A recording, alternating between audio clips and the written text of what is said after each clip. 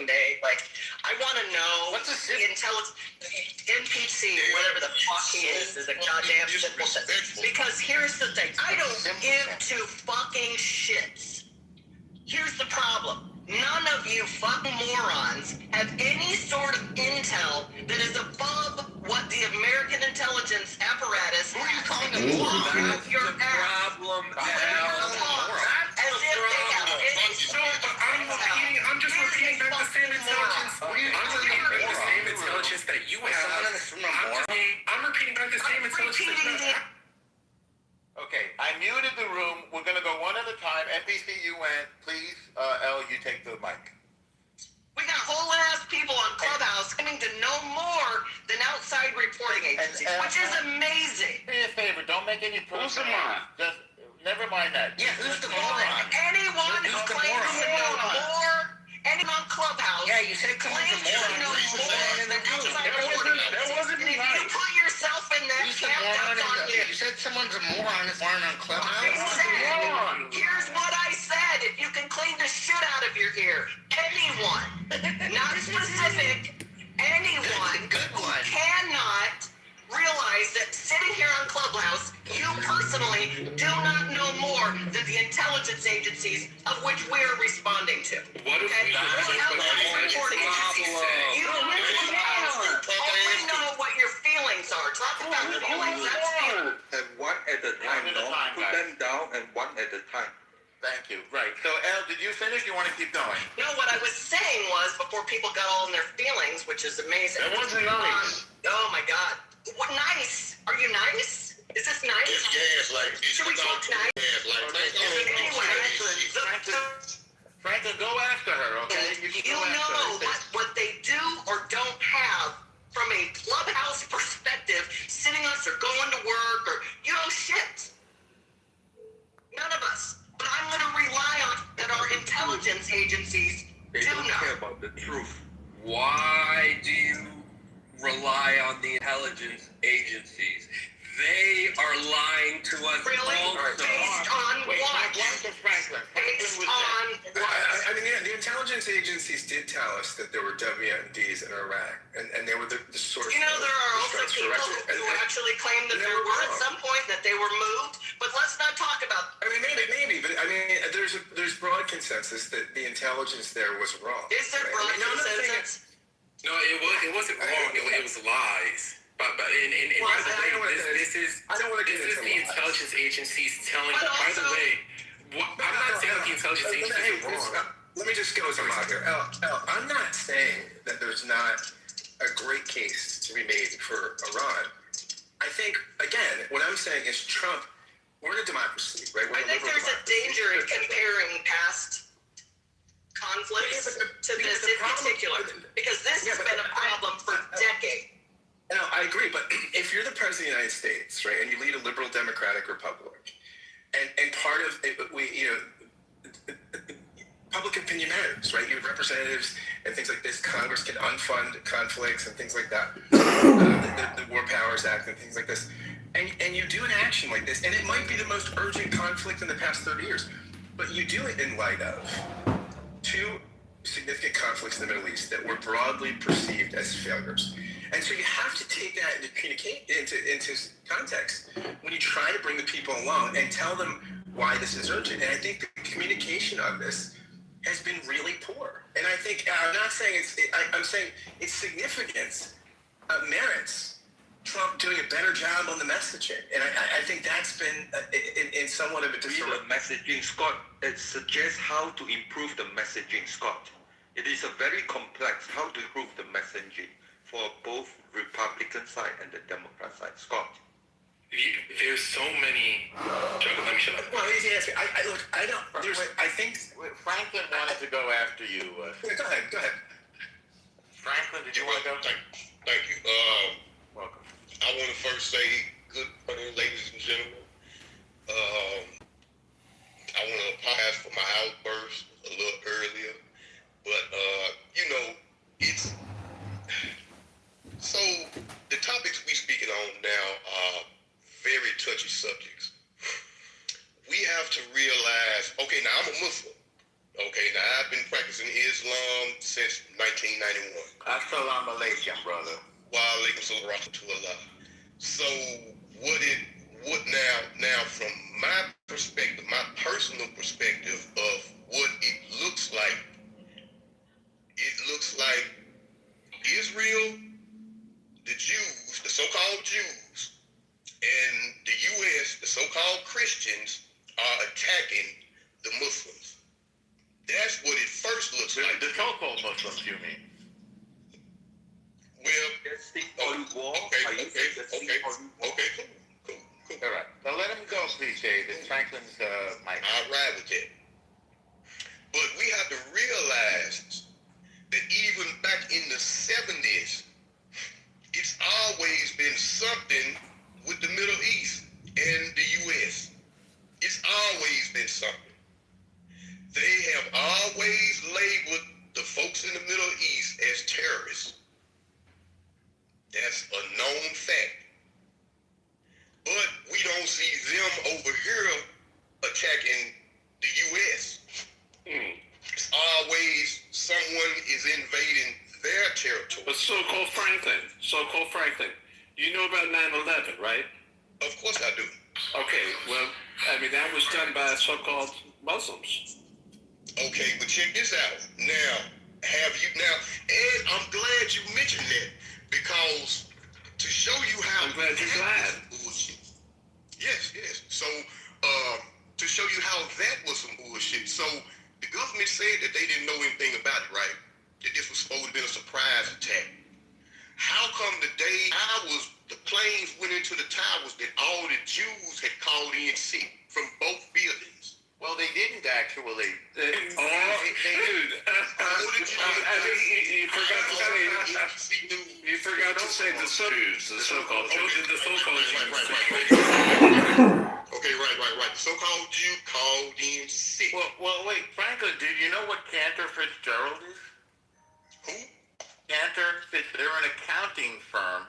Interestingly, the former CEO of Cantor Fitzgerald is in the Trump cabinet right now.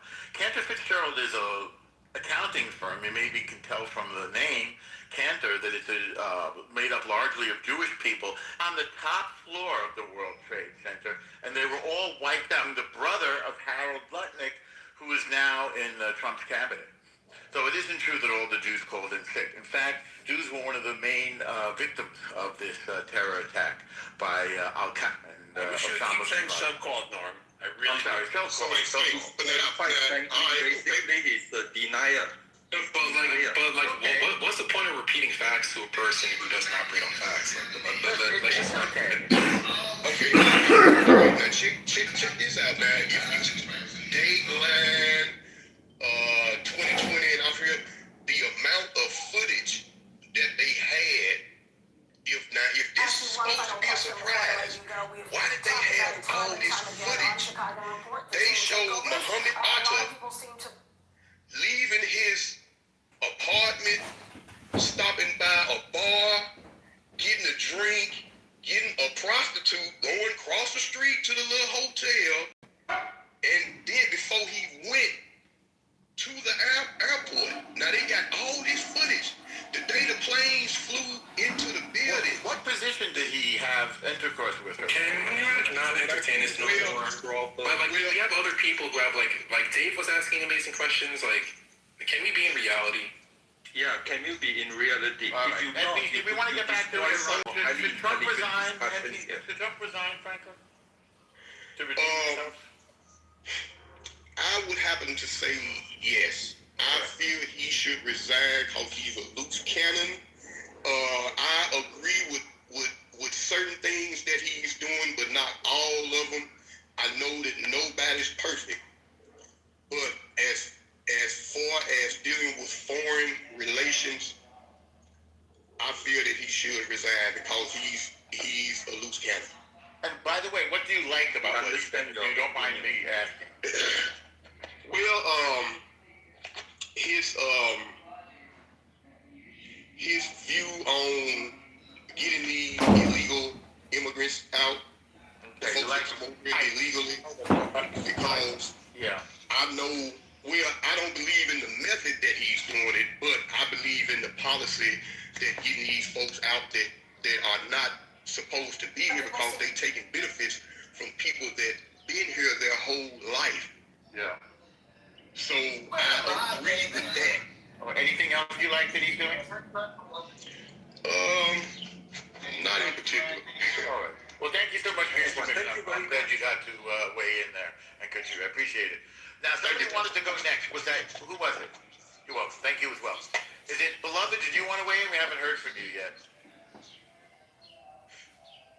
Beloved? Going once or twice? Your mic, please. All right.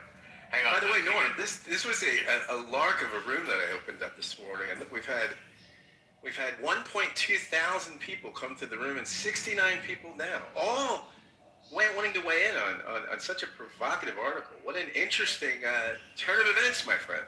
Great title, Scott. Appreciate your Messaging which Scott talked about. Can we talk about how to improve the messaging, right? So, as I say, the root of the problem is majority of American has no clue. There are two fractions of Islam called Sunni and Shia, okay? And Shia is 15% and Sunni is 85%. And since 1,400 years, Sunni, the 85%, has been systematically trying to eliminate the future prospect of Shia. And for the minority Shia, 15%, to survive, they have to do all sort of unimaginable survival skill. One of it includes taqiyya, that means to lie, and to tell everybody, I'm not Shia, I'm Sunni. That is point number one. Point number two is they have to prepare for the time when they can totally overcome the 85% Sunni by having this end-time ideology. So this end-time ideology is 1,400 years, and it has been their primary objective to overcome the 85% majority. If you are American, you don't understand this, you will never understand what is hell going on in Middle East, period. And that is the root of the failure of messaging from Republican side and the Democrat side. For the Democrat side, everybody is equal, and we have to be non-racist, we have to be political correctness, and we have to be afraid to be called Islamic phobia. That means you will never learn the truth and the language of Middle East to understand how Middle East is causing the worldwide problem, period. Yeah, but in order to get to accomplish a goal, you don't necessarily need to educate the people entirely, right? We know this in America from all the other politicians that came before this one and his administration, right? All you have to do is have the trust of the people, and that's what's lacking. Messaging or not, if you don't have the people behind you, it doesn't matter what you fucking say. They're gonna focus on their needs at the time, right? All of this, like, you don't know Shia, see, but he's talking about what the American people will do and so, right? Part of gaining support is having the American people understand why we're even there. And that, I don't know how that gets out. I honest to God don't. You can't hit Mostly because we are so divided that people cannot even. I was far less supportive of bombing the fuck out of Libya. Why did we do this? I mean, we literally decimated that place. Why? I still don't know. Talk about messaging. I don't know that America is like this matters a whole lot more. If you ask me, this is a whole lot more America first. It matters a lot to you. It matters to you because it affects. No, it matters to the world. It matters to your world, but I mean, if you like nuclear war, I guess maybe. I'm talking. We're talking about. Listen, we're talking about Dave. You just got finished asking and answering questions at the same time. Like, every single response that I've heard is complete. Nothing is grounded in reality. And what I mean by reality is the actual responses, the average American, the actual responses that You're projecting. the actual responses that You're Americans projecting reality, literally right now. Hang on. I muted everybody because I think NPC hit on something important, but I'd like to discuss it one person at a time so everybody can really be heard and we can think this through together. We'll crowdsource this question. The question NPC raises, please tell me if I have it correct, is the nuclear threat of Iran, which is the Iranian Islamic Revolutionary Genocide Corps. So that is the difference between Libya, for example. But let's talk about the perceived and/or actual nuclear threat. Let's go NPC first, and then Alan and anybody else will continue. NPC. So my original answer, it touches on that a little bit, but I'm still gonna say, for some reason, when one dude talks about the so-called Jews, he's never interrupted. But when I'm trying to say something that's actually grounded, I'm always interrupted because you guys aren't gonna interrupt the flat earth. You're Just gonna say interrupt what you me. need to say. Jesus So Christ. I'm gonna say the That's thing. why I muted the room so you could speak, NPC. Thank you. So I'm going to say the thing.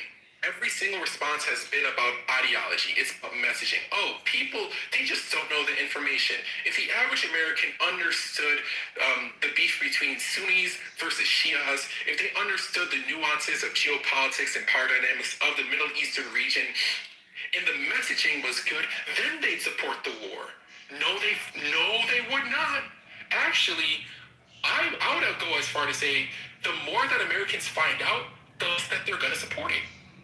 That's what we've seen. What do you understand what Americans when Americans voted in Donald Trump, Americans voted in a person, Americans voted in. I just want to hear what you said. The more we find out, the fewer would support it? Is that what you Yes. said? Okay. Yes. All right. Keep going. Yes. Just want to hear that. So the more Americans learn, the less they support it. And the reason why is because you have to have an event that immediately affects Americans for Americans to sacrifice their dollar. American consumers are not going to sacrifice gas prices, energy prices, fertilizer, food prices eventually going up ×2. They're not willing to sacrifice it because Israel wants Iran to have a different regime. But They're that's just not not what going to do our it. administration said, though. They said it was because of the nuclear threat. Yeah, but yeah, okay. So it's a question They don't of whether believe you it because believe that we or just not. got rid of the nuclear threat. So how can they believe? So maybe it's come better along because didn't we just stall the nuclear program by a few years last year? So we can't say it's nukes now because we already got rid of the nukes last year. Okay, but I think we've addressed that. It was found further nuclear. Al, go ahead. And Dave, go after Listen, I'm going into a meeting right now, and if you can't be convinced by outside reporting agencies, I'm sorry, I can't help.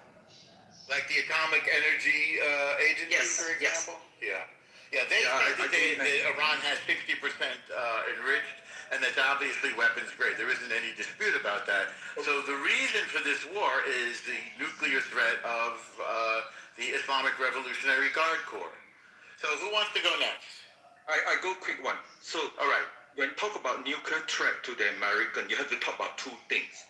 The systematic evidence that in order to deliver nuclear weapon to U.S., right, not just to Israel, you need two things. You need to have nuclear weapon and you need to have a means to deliver. And Israel is very near to Iran. But Iran, Murad regime, ambitious is to go beyond Israel. And he tell the world, we only have up to 2,000 kilometers. That's it.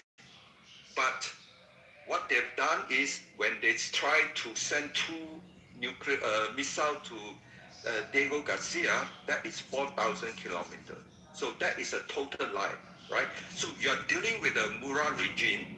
As I said before, it's the ideology based on Takia, means it's lying. The only person in Fox News keeps saying that this is a lying Murad regime is General Kane.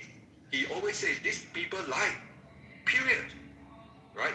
And he don't use the word Takia because American will not understand. He said keep lying. And then Americans said lying, everybody lies, so what's the big deal, right? So in order to get to America, the Murad regime continuously work with North Korea, use their technology to keep increasing the range. at the same time lying to the whole world, especially NPC. Whatever truth you say, NPC would not accept it because he lived in a bubble world, his world, right? And his world represents the entire America. One person represents entire 300 million America. But that is not the whole world. The whole world is 8 billion people. All can see the truth. The day when Mura regime delivers 1,000 kilometers, the world wake up because 4,000 kilometers means it will reach the entire Europe. And then, if you look deeper, how long does it take for Mura regime to increase the range to reach New York, to reach the range to Washington D.C.? That is where we need to stop it, right? So NPC live in a bubble world. This is total lie. Okay, that is the bubble. I live in Texas. You know, when you tell the truth, they will totally get very angry, and that is a symptom of indoctrination. Period. So Americans, they are tired of being lied to.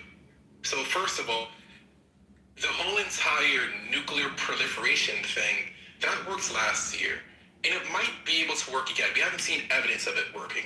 Let's talk evidence. I'm not talking about what I think.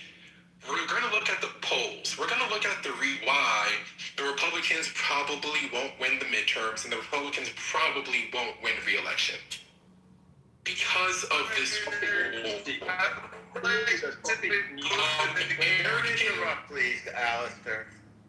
Americans do not like this on both sides. Okay, so Alistair, answer me this. Americans on both sides. Wait, oh, my bad. Alistair, you went back and forth with NPC?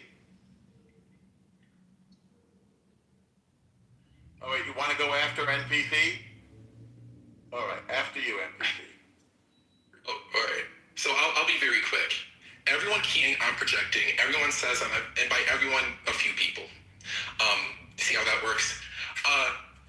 It turns out when you look at the polling, the one single thing that Donald Trump did to fuck up his base, it isn't lying to them about the Epstein files. It isn't a bunch of other shit. It isn't like deporting a few U.S. citizens mistakenly. I'll give him that. It's this war. This war is the single worst thing that he's ever done to his own base in terms of his approval rating with them. NPC apparently the majority of the American people do not like this war. It's not my opinion. Hang on a second. According to the polling, this was done by CNN, only 6% of his base are against the war. That's what they found. That's not true. It is true. And by the way, I voted for Trump in 2016, so I voted for Trump in 2016. I don't even look at CNN as a reputable source. Well, it's not so.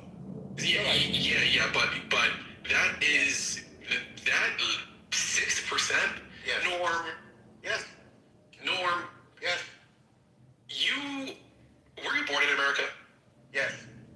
You understand American. The average American, if they're going to choose between gas price, oil being $200 a barrel versus America not doing a regime war, which would you choose? First of all, a regime change war that's not even working. It's not even like we did. It's not even like we got it. We changed the regime and then we're dealing with the consequences. We got in there. We tried to change the regime. We failed, and we're still dealing with the consequences. It's not even like we won. Well, my answer to you is, by the way, I'm from New York. I don't know if you consider that part of the United States because sometimes we feel different. But I understand the importance of a non-nuclear Iran as an American. All right, so Alistair, it's your turn. Did you want to go? These are the quotes. These are Winston Churchill quotes about the dangers of Islam. How dreadful are the curses which Mohammedanism lays on its votaries, besides the fanatical frenzy which is as dangerous in a man as hydrophobia in a dog. There is this fearful fatalistic apathy. That's some racist shit, bro. Please wait till I'm finished. The effects are apparent in many countries. Improvident habits, slovenly systems of agriculture, sluggish methods of commerce, and insecurity of property exist wherever the followers of the prophet rule or live. A degraded sensualism, deprives this life of its grace and refinement, the next of its dignity and sanctity. The fact that in Mohammedan law, every woman must belong to some man as his absolute property, either as a child, wife, or a concubine, must delay the final extinction of slavery until the faith of Islam has ceased to be a great power among men. Individual Muslims may show splendid qualities, but the influence of the religion paralyzes the social development of those who follow it. No stronger retrograde force exists in the world. Far from being moribund, Mohammedanism is a militant and proselytizing faith. It has already spread through Central Africa, raising fearless warriors at every step. And were it not that Christianity is sheltered in the strong arms of science, the science against which it had vainly struggled, the civilization of modern Europe might fall, as fell the civilization of ancient. Okay, now check this out. Okay, very So, interesting you just analysis. read from Churchill. Franklin, you're up. Okay, so you just read some, my opinion, some racist shit from Churchill. All right, Well, now, it was but against peep the religion, not against the race, to be fair. Okay, so peep this. The KKK call themselves the Christian Knights of the Ku Klux Klan. So what you got to say about that? They're disgusting people. I think we agree. Muslims still beheading other people. KKK is the history. No, KKK is a group of people claiming to be Christians, claim to follow the Bible, claim to follow the Bible, and have been killing my people for centuries. Yeah, they're terrible. By the way, the Jews put them out of business with a lawsuit, Mars D. I don't know if you knew that. They literally went bankrupted because of that. Okay, so why is they Franklin, I can answer you. We're Americans, Franklin. We're not British. We declared independence, eternal and forever. And as Americans, we are all brothers. And I'm not reading that to try to spread hate. I'm trying to actually frame Islam in the way that Winston Churchill saw it in the 20s, serving in the Boer War. It was his observations about their laws, because there are Napoleonic laws, there are Mohammedan laws, there are Thomas Jefferson laws. And I'm just saying that law is the joy of the law is strength.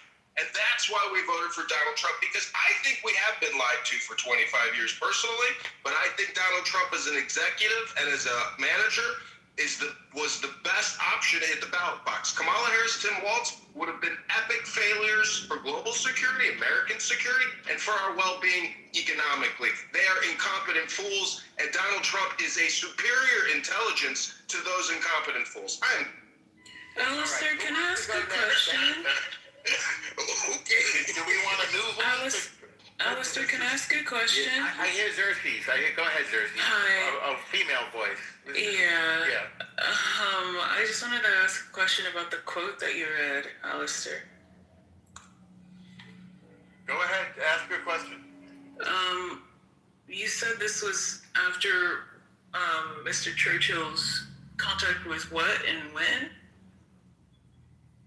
Because I'm pretty sure this quote is from a book that was written like 20 years before. Use your little fingers. Type in Winston Oh. Churchill. No, Alistair, don't be nasty. All right, bro. Alistair, don't No be problem. nasty. It's a fair question. No, that's cool. No, that's That's not fine. cool. Alistair, when and where did he say this? It's a fair question. If you know. In the chat where I just read it, please hold. All right. You're gonna check. Thank you. Okay, he'll put a link in the chat. Okay, Xerxes? What else Okay, did you want to thanks. contribute? What else did you No, want it's to just, contribute? I mean, it's just interesting to listen. I try not to give my opinion so concretely on these kinds of things because I like to remark my privilege, right? Like I am comfortable in my $3,000 townhouse in a great city where I rarely have troubles that I have to think about, like especially bombs. Right, so I think it can be. We're coming for dinner, by the way, so please put your. Come on over. But it can be like I think sometimes startling to hear people speak so big about things that they have like very little control over. I know it's like an exercise of ideas, and I understand that. and sometimes it's necessary. The big statement. You mean the Churchill quote? I mean, like, the Churchill quote is, I don't know what that is. I'm going to wait for Alistair before I make any determinations on what I think that is. But, like, you know, statements from, like, people like Dave who, you know, don't live where I live and maybe are under a different amount of pressure to think about these things versus, I can't remember what the woman's name was who went to a meeting. She seemed to be, like, very intense about the immediacy in which the United States should handle these things. And, you know, I'm a pretty like well-studied like media analyst. So that means, like, while I don't maybe have like the best and most stable like political knowledge like you guys have, I know, like, I've heard you guys speak about economics and things like this. I do have like a really deep knowledge of how media is used to encourage and influence people at times like these. So I do find, you know, I'm listening and I find the exhibition interesting and repeatable. Well, Xerxes, I will say to you that I think the argument is that we've been kicking this issue of the nuclear Islamic revolutionary genocide court down the road for decades in order to try to resolve it diplomatically, and that has failed. And the precedent would be the failure to prevent North Korea, which is obviously also a terrorist state, from gaining a nuclear weapon. And the IRGC was increasing the distance or reach of its ballistic missiles and the power of those ballistic missiles. So you could, at some point, it would have been impossible to stop them from being a nuclear threat.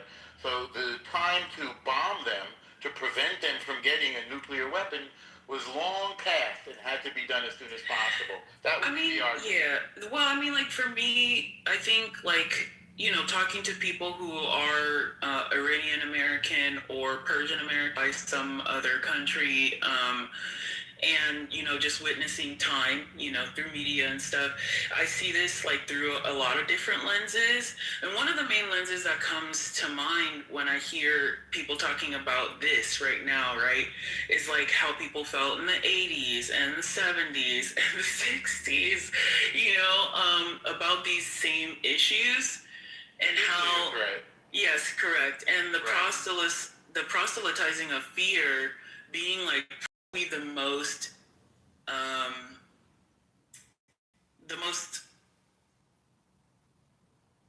It's a potent weapon. You dropped out. Could have been me. I can't hear her anymore. Can you? About, you know, times like these, or they'll just tell me in, you know, loads of different countries. And it's crazy how they all remember what these things look and sound and feel like, and decisions that their parents made, and, you know, intentions that their schools did, and it all just, you know, cooler heads prevailed or whatever. So that's there for me. But also, like, I don't know how to contextualize, like, a bunch of powerful countries who have access to nuclear weapons telling a bunch of other countries who are trying to develop not to have them. I don't know how much that makes sense. We're the good guys. Do you disagree?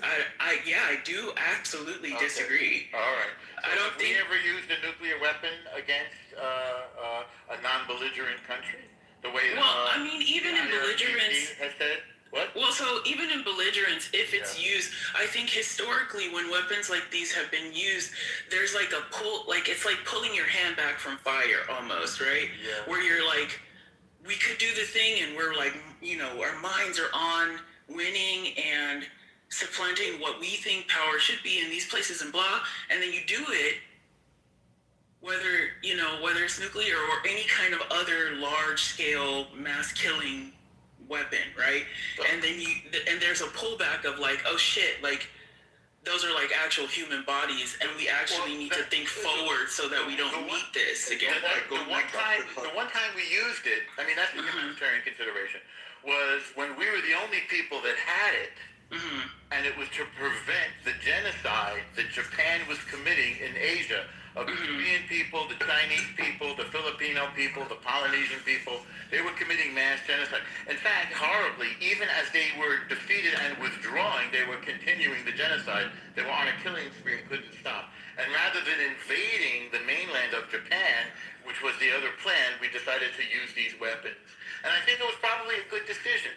That's Right. the other. So this is the thing now. This is why the United States is the good guys, because we use them to prevent the genocide. Yeah, so I understand that, but then, like, you know, as like a creative, right, like a filmmaking creative, a writer, all of these things, like, I'm capable of reversing that and saying, well, like, in a different timeline where maybe Japan or China or unified Korea or, you know, Russia by way of Kazakhstan, anybody on that side is the more powerful nation. These nations have existed longer than our country, You mean right? Well, that's not exactly true. An alternative universe, you mean? Yeah, in a different timeline. If they are, just put them in the place of America, Germany, France, Italy, and the UK, right? All those guys. They have the money, they have the power, they have the markets, all of that. They have the nukes, right?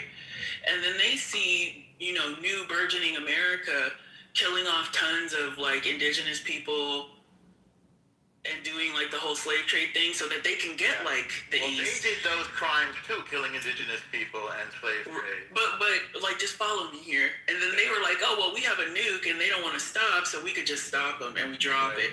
I think the perspective that a lot of Americans have might be different on this if we had experienced these kinds of atrocities. How would it be different? I think this scale of tragedy might engage future generations in thinking clearer about the scale of what is possible, right? And I don't think that the United States doesn't do that. Which is the tragedy in that sentence? Like Nagasaki, or you know what I mean? Like, so, like, if that happened on our land and we knew it as our American selves, it was taught to every generation after, you know, we grieve it. It's a part of us, you know, despite. So you're anti-genocide, right? I'm sorry? You're anti-genocide. I mean, as much as I am misanthropic and absolutely hate the flesh bags that are called humans, I am anti-genocide, yeah. Oh, I know, you hate people. I do hate people, I really do. I think her primary argument is this, right?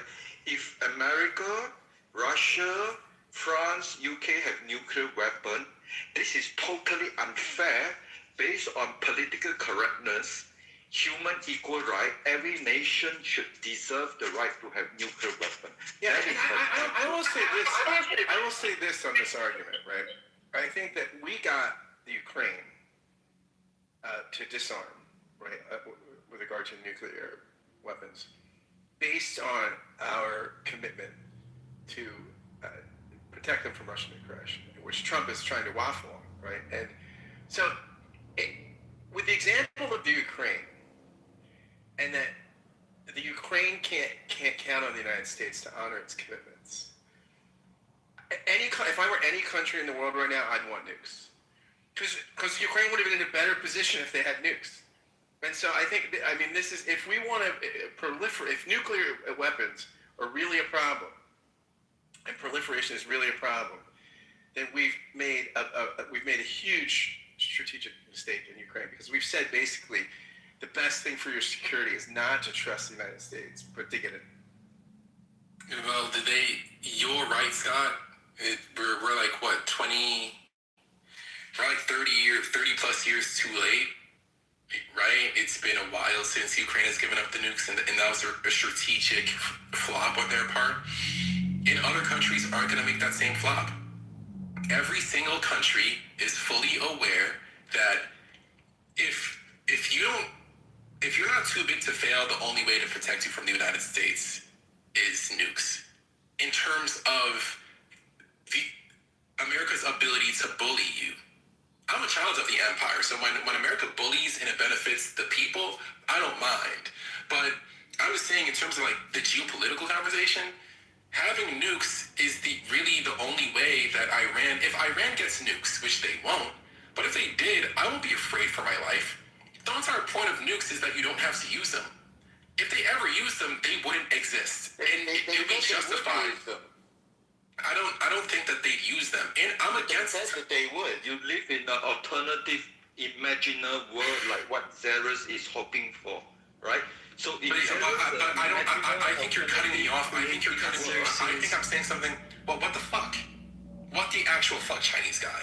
I'm not even saying anything that bad. I'm literally. What I'm saying is a little bit nuanced. People racist. No, but why when I speak? Left. Who But I'm not used to being cut off from this room. Like, this isn't like a troll space, so why can't I just finish an idea? Information that is totally To be fair, he has been cut off every single time he has spoken. Just What I'm put saying that isn't out. even that bad. I mean, it's not a complaint room. People don't want to hear you complaining nonstop. I'm not really complaining. Just saying. I'm complaining now. Yeah, that's what I try to do every single time I do it. I get cut off. Like, and what I'm saying isn't even. Let NPC finish his. I have no fucking idea. Dave goes after. Okay, Dave. I support the United States. If I had to choose between Palestine and Israel, I choose Israel, even though both of y'all are on some bullshit. But I don't know what the fuck y'all idiots want to hear. Like, at the end of the day, the American people, they're not in the position to sacrifice their wallet so that Israel can gain more power in the region. American people aren't with that right now. And that's not Maybe if it was 20 years right ago, sure. Right. So we don't. America doesn't want to do that. America shouldn't do that, and America isn't doing that. Yeah. Frank, So Dave, if you want want to go to next? protect America, you want to Speak a protect little America. loudly and more slowly, and try to be very much like logical If you and want clear to and protect factual. America's citizen, right, you have to first do not go and fantasize alternative world or whatever. This is the world we are living now, right? The argument is, what can we do in this world?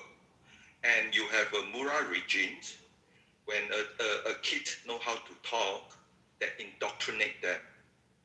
Follow me, kill the America, death to America, death to Israel, right? So they systematically indoctrinate the people. How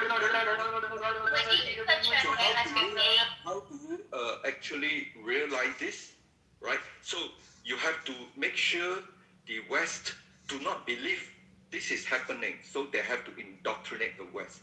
We just talk for fun. You can come up with imagination world. We just singing for fun, right? And now they are making progress, right? Since 47 years. To destroy America, you must have a missile delivery program that can reach America, right? And then you must have enriched uranium. And during the negotiation, they say we have 460 kilograms of 60%. This is all coming from them, but they are, since 47 years, they know in order to achieve the goal of destroying America, they have to indoctrinate the American, right? And the Middle East put a lot of money to the university and all this thing in order to indoctrinate the America, to train the America to, when you argue, start thinking about very creative alternative world, and so that the truth will not be told to the America. Thank you. I don't know why it seems like you're attacking the parallel universe that I was describing to Elle. We were having a conversation about how I see things, right? And this doesn't actually have to do with like necessarily being indoctrinated not to believe or not to want, like, I don't know what this fantasy world you're talking about is.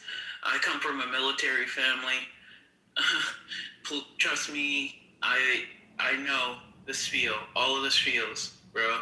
I'm just saying facts, not imaginary. I understand that. Yeah. I'm just saying that I guess my entire perspective is that there needs to be a time where cooler heads prevail, and the immediate thing isn't for old world empires to knee jerk to like blood, right? Like, You think it's a need? if we're- I mean, they've been threatening I us think for I 40 absolutely years. think I absolutely think that this year, right now, in this time, is a knee jerk, right? You have no support from your own government. You have no support from your former allies. For which government? The American government? Right. Like, did Trump like clear what he wanted to do in Iran with the government? Trump is the government. Well, if No. I mean, like, no. Then it wouldn't be a surprise. No. When I say the government, I mean all the branches of power. Like, well, the judiciary isn't a part of this. So he has the support of the Republican majority in Congress. So, yes, he does. So this war is totally legal. Of course it's legal. Why would it not be legal? What's illegal? I'm sorry, I can't. They're trying to say that the war never ended. So ever since the hostage, in terms of legality, Trump can finesse the legality. But the legality for me is the least interesting part. The reason why they attacked right now is because they thought that the Iranian regime was the weakest it's ever been, because they felt like their citizens would help them overturn the government as soon as the U.S. went in. That's the reason why they didn't go in. They didn't. But like the whole entire pretense. My thing is that the pretense that you guys are using is a lie, and you don't. It's a lie. I didn't invade Iran. No. The pretense that you guys have been pushing in this room is a lie. Wait, and the nuclear threat? yes, it's a lie. It's not a lie. Yes, it is. A lot of people think that you are a liar. Everything you say is a lie. You're projecting. It's disruptive.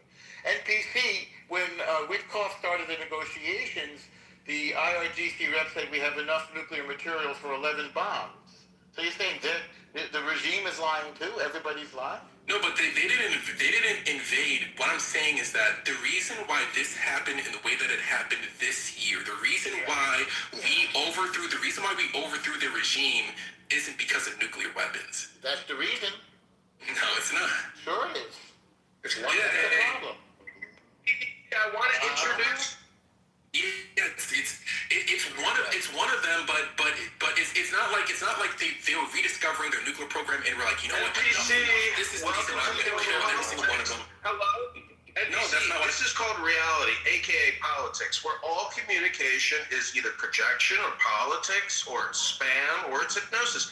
Communication is what we're talking about here, and unfortunately, you have to admit that what you're saying is just opinion. What we're saying is just opinion. I don't believe you can actually even tell us the difference between an opinion and a fact. Well, don't make it personal and take us off into some weird communication Marshall McLuhan thing. I want to talk about what... Yeah, go ahead. So I just want to bring up a point about the U.S. controlling or trying to control other countries with weapon development. So we know Russia already have nuclear capability. Big time.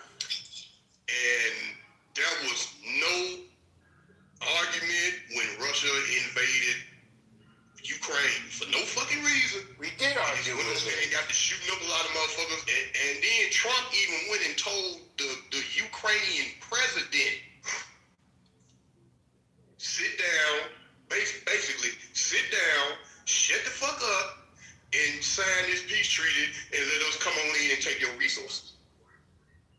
But because Iran ain't with that program, now all of a sudden it's a problem. See, the U.S. pick and choose who they want to bully.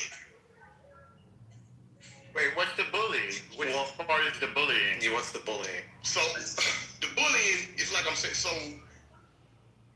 they say that Iran has nuclear capability and they gonna use it on somebody. Iran says that too, by the way. Iran says that. Okay, that's fine. But they don't have it yet. Russia already have it and then already invaded a country. And they ain't saying not one motherfucking word. So Russia and the U.S. We told them not them. So now we're supplying weapons. Oh, okay. So slap on the hand, stop it. Well, but Franklin, the whole entire reason why they don't want anyone to have a nuclear weapon is so that they're not in a position of Russia, because we actually can't do anything to Russia, to be honest, because they have one. That's the whole entire point of the reason why we don't want Iran to have one. So was it Operation Midnight Storm, whatever the fuck it was called? When that operation was happening last year, I was happy. I was like, and I supported it because that's a good thing. Slowing down the Iranians getting nuclear weapons is a good thing. Not because I think that they're going to use them, but because if they acquire them, it shifts the power dynamics in the region, and it's not good for the American petrodollar. I'm a child of the empire. Anything that supports the American petrodollar supports me, indirectly. Okay? But let's not sit here and lie and act like the reason why we went to war with them now is because... Yeah, I'm a stormtrooper. Let's not sit here and lie and act like the reason why we went to war with them now is because they're getting close.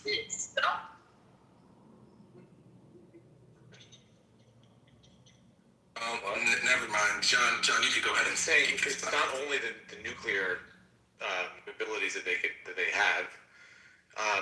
You can just see now their response to this war. They're just shooting missiles at everybody. So they're very much unhinged.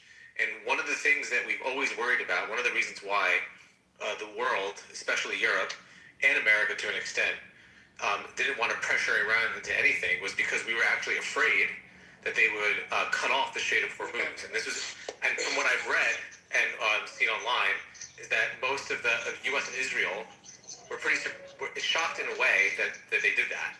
So the fact that they did that without even having a nuke as of right now is pretty scary. It sets a possible precedent for the future, right? And the fact that, and like, let's be real, we're in this partly because of October 7th. They are setting up proxies there and all over the world that want to attack not just Israel, but our interests as well, right? They are the reason why October 7th happened. The way that they wiped their hands clean is because they didn't know a date. They gave them funding. They gave them knowledge about how to create missiles. They gave them all the spy knowledge that they have. They've been fronting up Hezbollah for 30, 40 years.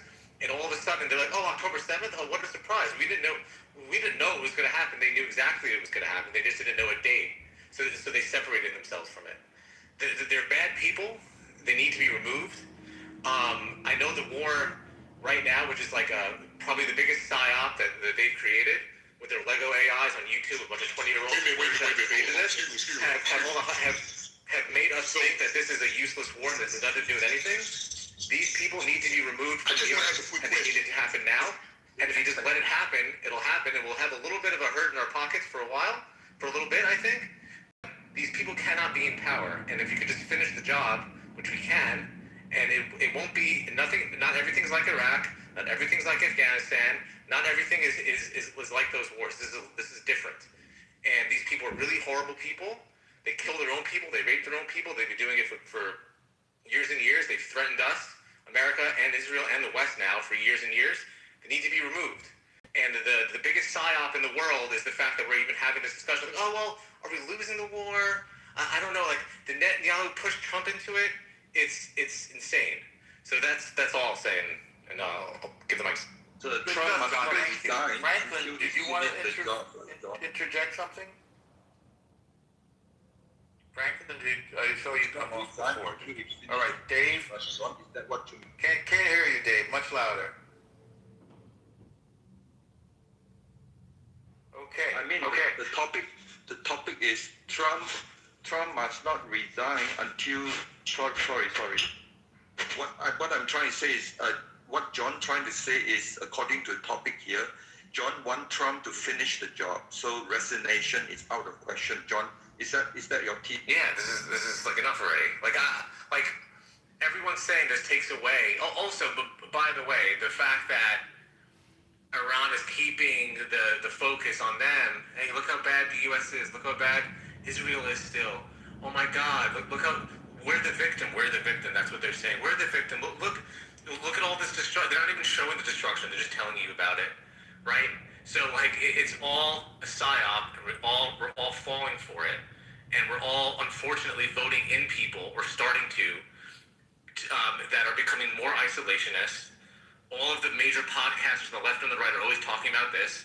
They're taking away from every problem that we have domestically, right? Affordability, real estate, gun laws, abortion, rights being taken away there. It's all being sucked out because of what's going on over there. So if we were able to finish it and finally put this to rest, we were able to focus on what's here instead of having these conversations that are going circle and circle. So what do you call finishing? Destroying them, getting enough time for at least them to be so weak that hopefully the Iranian people there can do something about what they have, or for them to be either regime change, or they can be so weak that they can't do shit anything else. They can't arm their proxies. They can't shoot ballistic weapons to Europe, which they can now, and they don't. And they answer to us and the rest of the world. They don't answer to anybody else. So wait, are you saying like? I'm so sorry. Like, are you saying? Is this comedy? I think I'm like, yeah. It's funny you're laughing. I think I did. Oh, did you get that?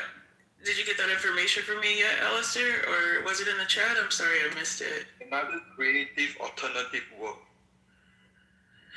Yeah, trying to belittle me won't work. But I just don't know if I'm following the part that you said, John, about like focusing on like things that are plaguing America, right? Like finishing this so that we can focus on us, right? Basically. I mean, that's what a lot of people are saying, right? Why are we, quote unquote, all the terms now, giving money to Israel? Why are we going to war? Blah blah blah, right? Because it's taking away from issues here. Correct. That's the overarching theme, at least in the podcast world, and where people look at a lot of their information, right? So that's what if we could just finish what's going on over there, the world could be a little more tame and a little more together, and and have less of all these unnecessary but deadly distractions. We'd be able to focus on a little more here, not just kicking the can down the road and becoming more isolationist, and having Russia and China get into the mix, and have Europe fall apart. And have all these other countries fall apart. Let's focus on getting this cancer removed so we can then focus on what we need here. We are a rich country, and people can see that. And if we just get rid of this distraction, this horrible distraction over there, that's obviously that they're taking advantage of the world, then we can start focusing on what's here, not just turning a blind eye and having a mass destruction going on over there. Okay, but isn't the series... I think I hated it back when October 7th happened and Israel responded. People acted like they didn't know why Israel was responding that way.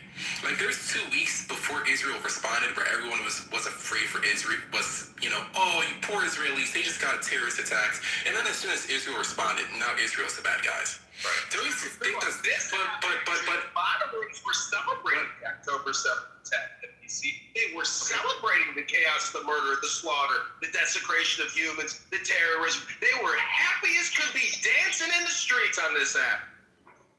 Yeah, let me tell you about Israel. Let me tell you about Israel. What the hell? I wasn't finished. A few years back. No, nigga, I wasn't done. NBC, you're right. Like, bro, every time let me just finish. No, I'm done. Let me just finish. I go in the room one at a time, NPC, and then Franklin, please. Yeah. No, I'm preferring not no N-words. NPC, you're right. We had 2 weeks of sympathy. Yes. So I'm saying that because I remember. I'm an equal opportunist. I remember on both sides. I think it's very incomplete to say they just went crazy. Everyone's afraid. If Iran sends missiles to another country, the only thing that they're hitting are U.S. bases. There's a few instances of a stray missile hitting a random building, but mostly they're attacking U.S. assets in foreign countries. That's number one. And then the biggest thing is, isn't there a reason why they're sending so many missiles? What did we do to make them take off the condom and start sending in more missiles? Like, what did we do? Did we, I don't know, maybe kill every single one of their leaders and everyone associated with them? If any country, if any country, I'm not supporting Iran in this. I'm just saying, if any country suffered even 1% of what Iran has suffered, we'd be at nuclear war. If a bomb hit Trump and killed Trump and all of his cabinet, we'd be at nuclear war. Iran did try to assassinate him. That is a good point. Yeah, I know. I mean, if they got away with it, we'd be at nuclear war. Period. Well, not nuclear war. So then they're no, we're not going to. I don't think y'all. We've nuked people for less. No, we haven't. We've only nuked people one time, and that was for a genocide. For less. And the Japanese genocide, not less. We nuked Japan for genocide. We nuked Japan because we didn't feel like sending our troops in. That's the reason why we nuked them, because they were committing genocide across Asia. They wouldn't care. The government wouldn't care. The military. Okay, well, let me make this point right quick, y'all. America wouldn't care. So, do y'all remember a few years back when Israel and Palestine fighting over the Gaza Strip? No. What do you mean Israel and Palestine? Like, you mean Hamas, the terror group? Yes. Well, let him finish the question. Israel and Palestine was fighting over the Gaza Strip. Yeah. Palestine is over in Judea and Samaria, and Gaza is Hamas. Hell, we don't. They're not really Palestine. Okay, whatever, but it was the Gaza Strip, so you know what I'm talking about. Well, you're talking about Hamas, the terror group. Okay, so they showed footage on TV of children chucking rocks at tanks. Okay, they shouldn't do that. The Israel soldiers gun them children down. Right. Well, if you throw a rock at an armed man, what do you think is going to happen? What would you? Child over. Yeah. Well, what? So you need to tell me if you throw a child. Wait, if you throw a rock at an armed man, what do you expect him to do? No, they didn't throw a rock at an armed man. Yeah, they threw the man in the tank. Soldiers. They showed them going so when you down and killing a child because they jumped No, I asked you a question. If you threw a rock at a soldier, what do you think is going to happen? The worst is they indoctrinate the children in Gaza so from very young, kill the Jews. Now, 6 of you. Well, you think they're going to take away their lollipop? A rock or a grenade. The answer is kill them. The answer is kill children chucking rocks is kill them. Why did they turn soldiers into grenade? Kill Jews from very young. Frankly, stop the argument.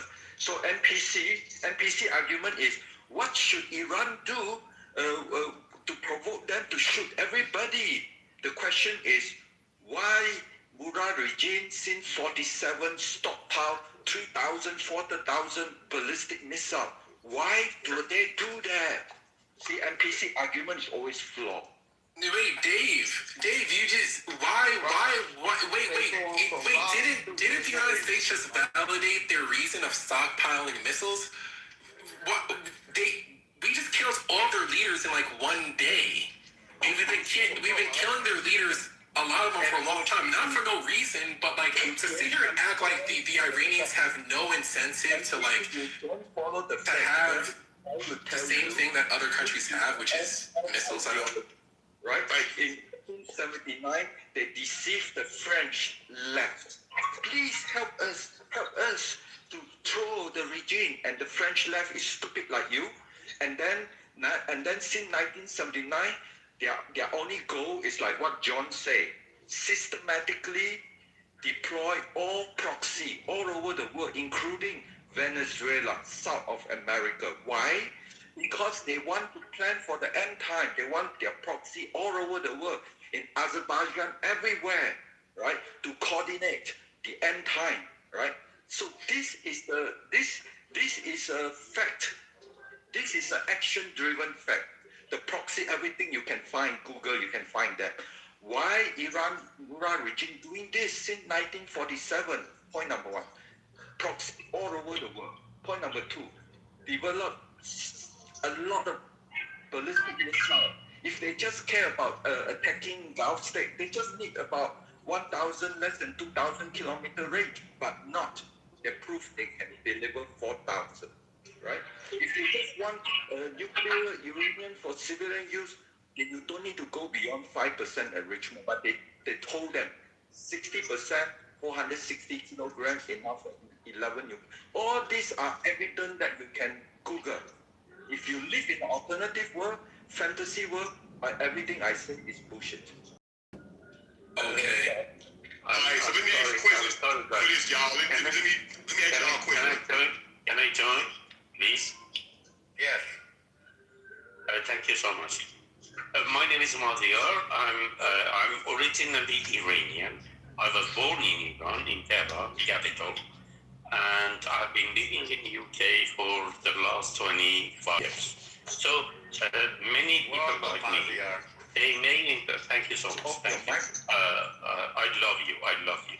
But many people in my situation, they may call themselves British Iranian or Iranian British. I don't mind. Okay, I don't mind. I have been, just to be honest with you, I hate Iranian government, the Islamic Republic. What I've suffered from the Islamic regime, I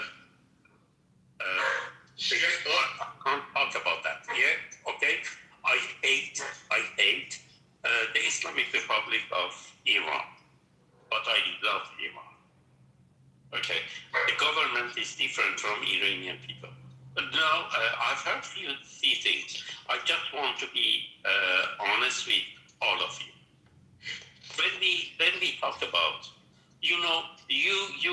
I've heard from you that Iranians or Iranian government is supporting Hamas or terrorist groups. Let's be honest. What about the U.S. government? First of all, we have to agree about the terms, about some terms. Who is terrorist? A terrorist What do you is mean? a non-state actor. When you say terrorist, you know. I don't mind. Listen, I'll give you a listen. definition. A non-state actor that kills civilians for a political reason. Yeah, I'm just giving you the definition. Listen to me. Yeah. You invade. You have the most powerful army in the world. You have the most powerful air force in the world. You attack. You go to another country. You take the president of that country as a hostage. You bring it back to USA. Thank you. You have the power. You have, because you're powerful, you could say, I did it because I have the power. I am the powerful government, the most powerful government in the world. I could do whatever I want. Okay? Let's go back to Middle East. I'm Iranian. I have suffered from Iranian government, the Islamic Republic. I can't even say how much I hate the Islamic Republic of Iran, the government, but I love my country. Okay? And now Trump, this stupid administration, they say I could destroy your civilization. I have the power. I know you have the power. You can. But someone comes and says, Mazia, you are Iranian. I don't care about you. You are against the Iranian government. I don't care. I could destroy your civilization in a night. Okay, Mazia, there are many Iranian freedom-loving Iranian all over the world, all are thanking Trump right now, right? So when Trump make that statement, they don't care because they know when Trump says civilization is the 1,400 years of civilization behind the Murad regime. That is not the Persian civilization. So there are two kinds of civilization. The Persian civilization and First of all, no. who want to support Murad regime. When Trump says civilization, it means the entire 90 million. No. When Trump says civilization, it's the 10 million Iranian who are paid by the Murad regime. So you are a dictionary for Donald Trump. You are trying to fix the stupid things that Donald Trump said. Are you a dictionary? Are you a dictionary of Donald Trump? Let's go one at a time. Dave, Shut up. Wait a second. Shut up. Dave, You cannot. let's go one at a time. First Mazir, then Dave, okay? Mazir, take as much time as you need, and then Dave can go. Go ahead. I'm sorry. When somebody who's in power says something, makes everything badly, screws everything, and then some people who love that person, maybe stupid Donald Trump, some people come and try to fix the problem. No, Trump said that, but he was meaning this. Okay? I'm a human being. I know. I'm talking to you. When you say something, I know what you mean.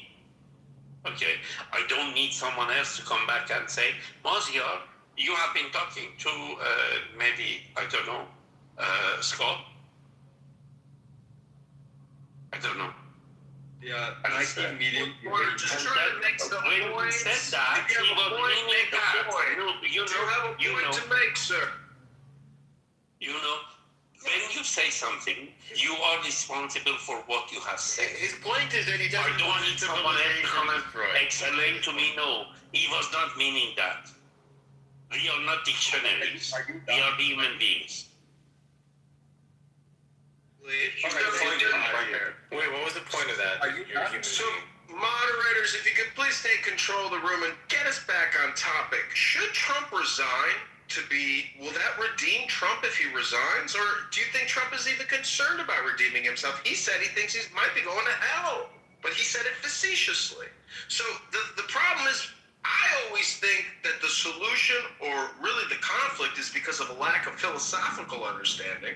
And I'm interested to see, because Xerxes earlier said she hates everybody. She hates people. She hates I know she's being facetious because I understand what she's saying, meaning that there's a lot of conflict and friction, which is uncomfortable. And so I want to avoid it. She wants to live in her little work-from-home bubble and her $3,000 a month townhouse. But the rest of the world does not live like that. If you go to Gaza, if you go to Iran right now, if you go to Lebanon, it's a hellhole, but that's because people choose violence and weapons and terrorism instead of a real economy. And so all I'm trying to say is, all communication is hypnosis, but it's also projection, it's also politics, it's also spam. It's your choice what you want to listen to today right now. Hello? Yeah, but they choose to live in suffering as a wild statement. But they actually they do. So if you ask the person, do you want to suffer? They're going to be like, no. But if you want to, so right now the Iranians, there's a good chunk of them who actually, go get this money. Let me shut the fuck. Yeah, I'm just going to answer the topic because that's what Alistair asked for.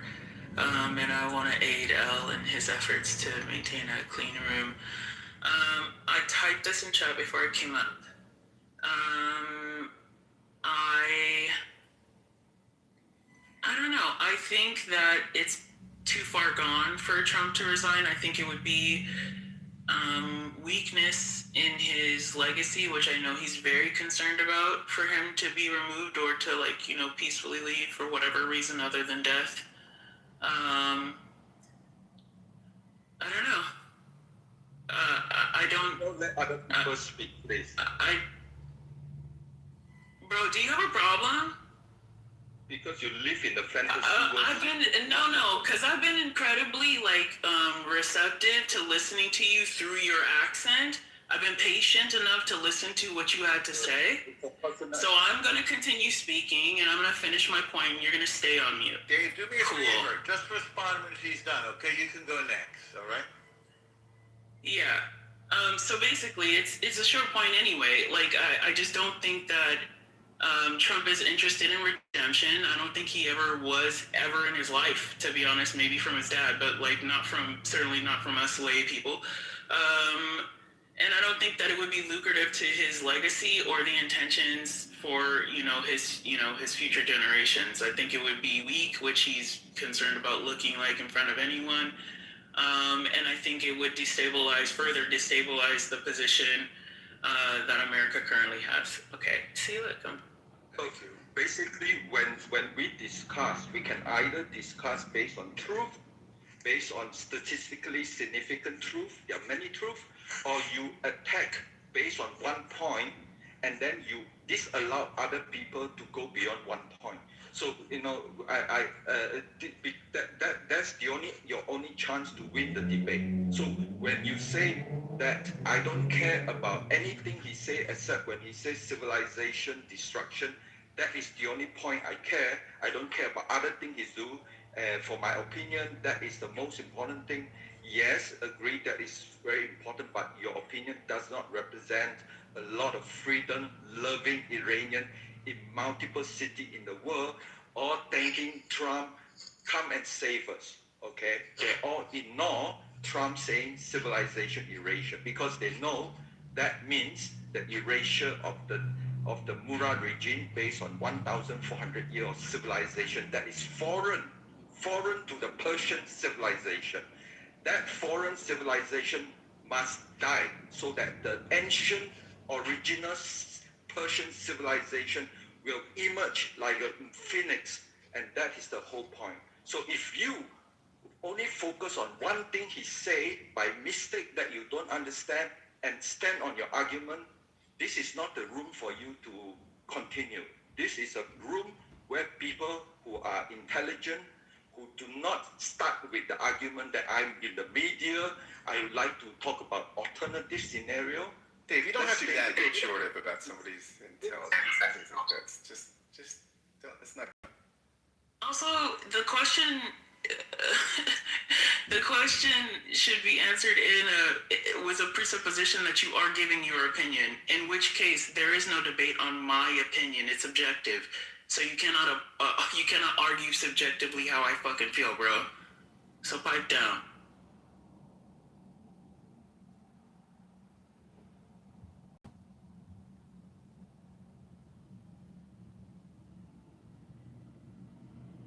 People can't argue against you subjectively. The entire conversation is always subjective. This is obviously, subjective, not objective. What I'm trying to say is that all communication is essentially hypnosis. The more you think, the more you speak, the further from the truth you're going to get. So essentially, it's all political communication all the time. I'm just trying to suggest that if you want true joy, if you want true peace, just become a lawyer or an attorney, because the law is essentially nonviolent. And that's where I think everybody wants to be. I'm a socialist. I want equity for everybody. I don't want homelessness. I don't want disease. I want equal opportunity for everyone to achieve their dreams and goals and prosper. Abundance economics. Everybody wants the same utopia. But you're the problem. It's people like you who refuse to see philosophy as the solution to all of your own personal dilemmas. Therefore, you're polarized with political propaganda. It's up to you, though, to choose philosophy over your own bullshit. I am complete.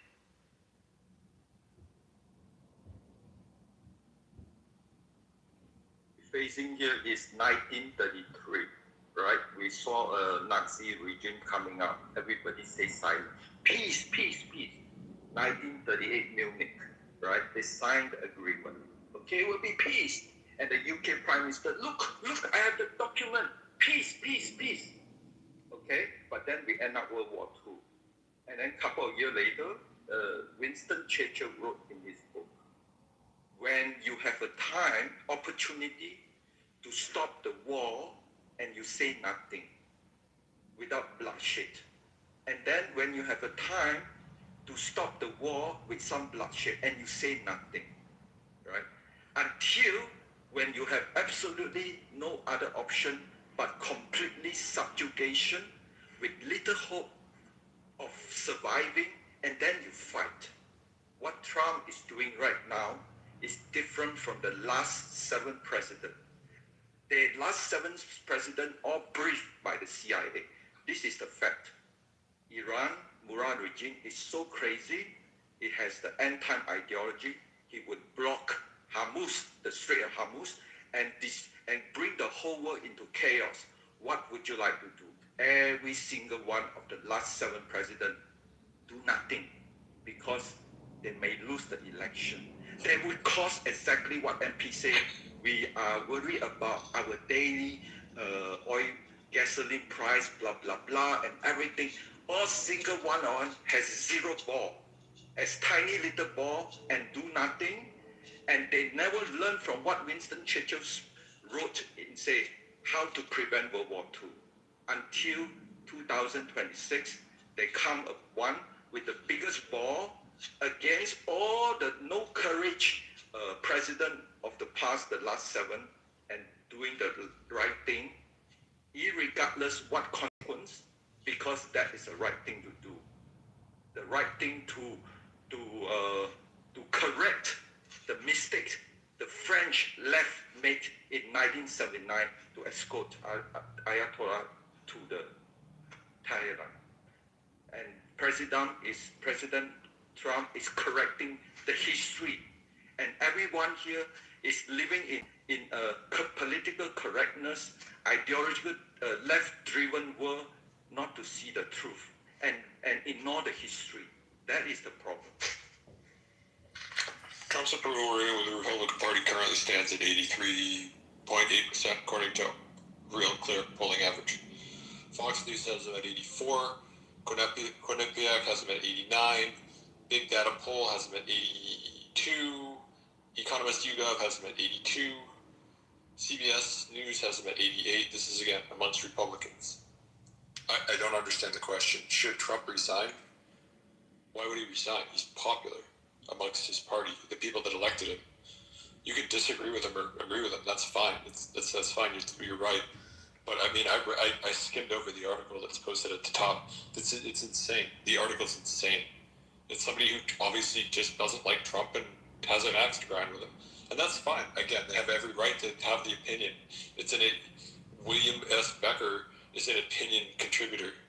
But the entire premise of the article is his resignation is his last chance at redemption is silly. Why would he resign? He's popular amongst the people that voted for him. He said that Trump is trying to rewrite history. Isn't everyone rewriting history all the time right now? Even your very existence in this room is an experiment in history in the making. Link is in the chat. Welcome back to Should Trump Resign Immediately? Will he redeem his soul? Will he redeem the soul of the nation? Hello?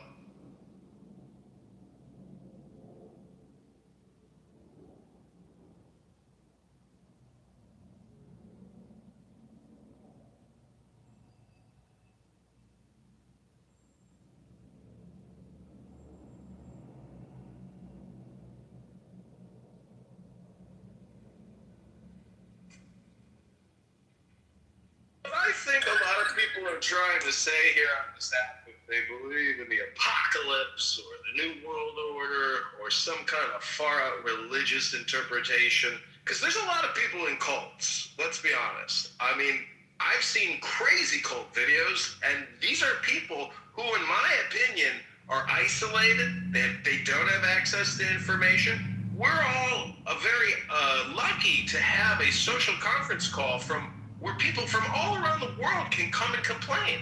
I recently started the Jewish Complaint Department, another house here, and if you want to complain, we will take your complaint and create a room about it. Your complaint.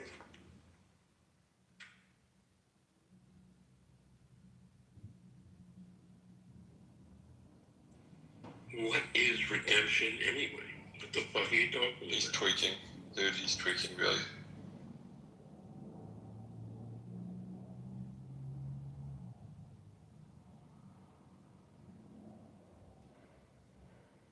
Go back what Scott started, how to improve the messaging.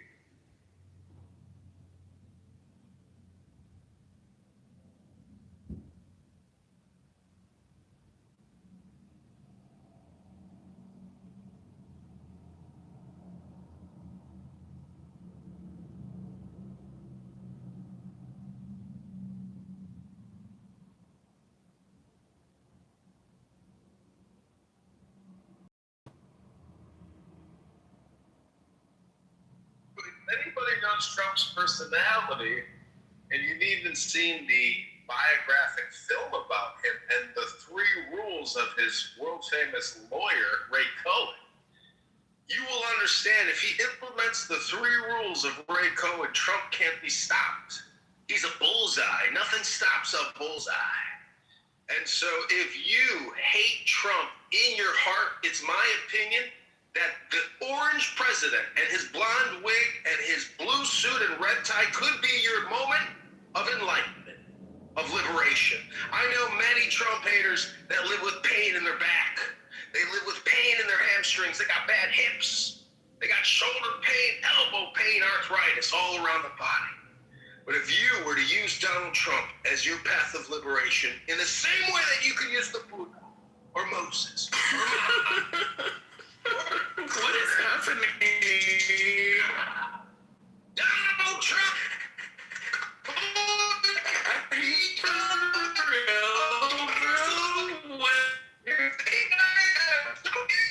But I'd be absolutely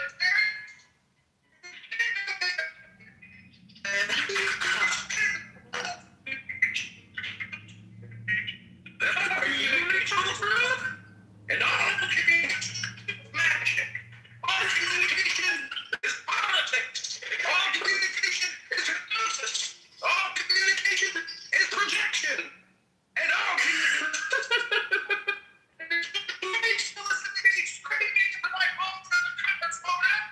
it is impossible right now. You could hit the leave button right now, but you choose to listen. Do it all again in German. Yes, please. Sprechen Sie Deutsch?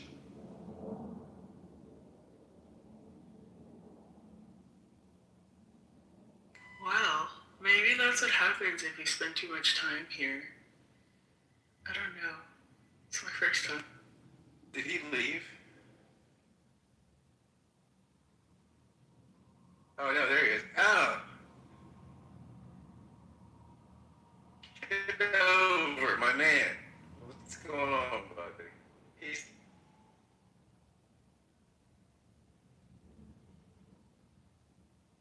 facetious, but you know, I listen to a lot of psychonauts, and you know, Trump just signed this MDMA or this psychotic, psychiatric, so what I'm trying to say is that basically it's supposed to treat severe depression, and I think there are a lot of severely depressed people on Clubhouse. But at the same time, I think intelligence is probably the natural way to alleviate depression, and that means books.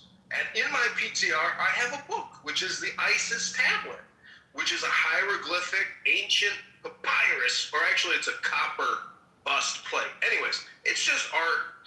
And so all I'm trying to say is be creative if, you know, your life is retrograde and it's not going so well. The problem with Islam today is that they're still living in 1655 or 1455. It's not 2026 to these people. And that's the danger, because when science and AI catches up with Islamic terrorism, the industrial Islamic terrorism complex, the world has a very, you know, retrograde philosophy. If you're a woman and you analyze Muhammadan law and you realize you're just property and you're always tied to the hip to the man and you want to be liberated, not in Islam, baby. We own your ass. And that's why women have to endorse the war, because women hold up half the sky. And you should accept personal responsibility for this war for a woman. And until I hear you accept personal responsibility, I don't believe a woman has ever accepted personal responsibility for war. Because this is a war against philosophy. And the Islamic philosophy is terrorism, sexual dominance, and all kinds of other disgusting Mohammedan laws, which I'm not exactly sure about, because I am not a Muslim. I am. The Trojan War, of course, was about Helen.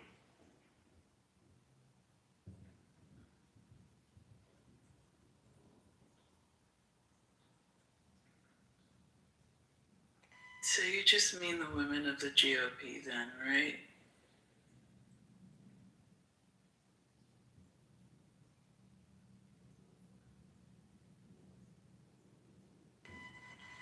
Alistair, women of the GOP are you taking a break? Women on earth. Oh. Okay. Why do you feel like that? Well, Trump is a rapist. So you begin there. Well, you think he's a rapist? You think he's a pedophile? You think he's a cannibal? What planet do you live on, sir? Okay. And this guy is like a wind-up toy. He's gonna go do another bump apparently. Jeez. No, these are things I hear on the app. My brain is like a recording box. I'm repeating back to you the bullshit that I hear projected from this conference call app called Clownhouse, which sells all your data. Focus on one thing at a time. Was it Trump Okay, Billy Sunshine. Was it Trump Tell who us said, where we're shut at. the fuck up and listen for a minute? Thank you. Where at, Billy Sunshine? Was it Trump who said, grab him by the pussy? You can do that when you're famous? Was it Trump who was found guilty of sexually aggressing on a woman? Was it Trump who had to pay off dozens of women? True or fact? False or true? What do you think? True or fact? Yeah, really, sorry. Epstein files, and you know who I saw in the Epstein files? I saw Bill Clinton in every single fucking file, having a good old time with Jeffrey Epstein, the best fucking time. I didn't see Donald Trump having the best time with Jeffrey, but I did hear where Trump called the Miami PD team. Got to take care of this fucking guy. He's a problem. Wait, you didn't see Trump having a good time with Jeffrey Epstein? And like the multiple photos?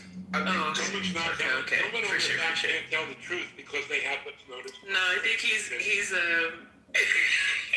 He has Trump derangement syndrome. no, he's Which is not what they call I it. can't even tell. Trump derangement syndrome is what My everyone lord. who follows Trump has. If you don't understand that Trump is the worst thing that ever happened to this country, you're not paying attention. It's Trump Worst thing? who has Really? tried to stop science in the CDC at places like Harvard. It's Trump who allowed Musk and his boys to get in there and destroy USAID, and now 600,000 people have fucking died. So not, It's Trump who doesn't let the Congress do their job.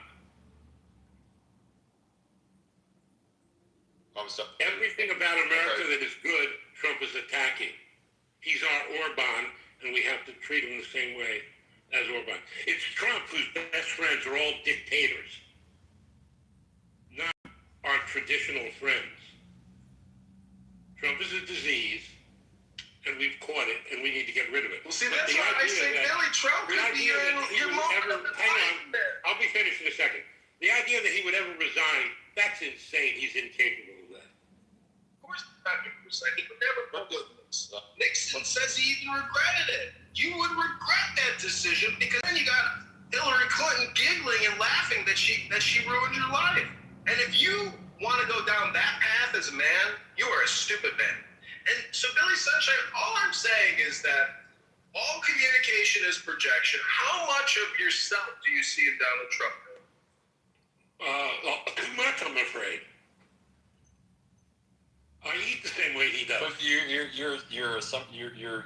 I can't get over what you said though. You said Trump is the worst thing to happen to America. Yeah. Like worse. And I used to work for a guy worse on than radio station worse than who thought Trump slavery. was the best president we ever had. Man. Worse than slavery. No. You just said that Trump is the worst thing to happen to America. Well, you know, Worse than the Great Depression. it's 80% true. Everything I say, I like to make strong generalizations. So let me remind you that the 80-20 rule is always in effect when I'm speaking. Okay, fair enough. Yeah. So he's not the worst thing. No, he could be the third or fourth worst thing. Is he a threat to democracy? You answer that for me, Ben. What do you think? No, I don't. You were the president. Well, you need to start paying attention, my friend. Billy, I got a great question for you, Billy. You believe that he's a threat to democracy? Absolutely. Billy, let's just clear this up once and for all. Billy, if you were the president... Alistair, stop with the bumps and, like, fucking breathe for, like, 30 seconds. Go to the mirror and tell yourself that. Billy, what I'm saying is, if you were the president of the United States of America, what are your top 3 priorities, Dr. Billy? So, Billy, is he really a threat to democracy, or is he only 80% of a threat to democracy? He's really a threat. He's 100% a threat to democracy. What's Democratic? Billy, if you were the president of the United States of America, what was your top 3 priorities? Are you doing that we have So, 3 branches of government, and he's not interested in listening to the other 2? That's pretty clear, isn't it? So, do you think that during the next, either the midterms or the following presidential elections, you think that there's a chance that we don't have an election as a direct result of Donald Trump? That's you're saying he's Yes. I believe that Donald Trump is going to find a way to postpone the election. He's going to say, what he's going to do, he's going to have his bully boys come out and kill, a couple of us again. Trump derangement syndrome bill. Shut the fuck up. We go into the pharmacy street, section. and then he declares martial law. And my attorney and lawyer. We can't have an Try to take a TDS bill sometime and reread the law. Because your projection is insane. It's very low IQ. And I don't know what world you live in, because lawyers, Supreme Court, Congress, you guys are delusional. You guys are having your own conversation. You're screaming into a conference call. Yeah, that's good for you. There you go. You just leave. Go meditate. That's what you need. There you go, gentlemen. Now you come to the realization and the enlightenment that I hoped you would find, which is the leave button. Because just like that movie Network, when he says, open up your windows and scream out, I'm mad as hell, I'm not gonna take it anymore. Network. You should see it sometime, ladies and gentlemen. And you'll realize that what Scott and El Normo here are doing is they're actually putting on a network TV show on CBS right now with Barry Weiss. And I'm happy to be a part of the production as a co-producer. Success requires excellent content, and good content should bring you the contentment that you're looking for. If you come on here every single day, 8 hours, 10 hours, 20 hours a day, or you record rooms 24 hours, 7 days a week, like me, or Dr. Francine, who's got opinions on everything as well. The point is, the brain can present an incredible variety of opinions on every single topic that there is on this app, which is so exciting. Thank God for you, because you are special. You are beautiful. And right now, at this very moment, you are being hypnotized by Alistair.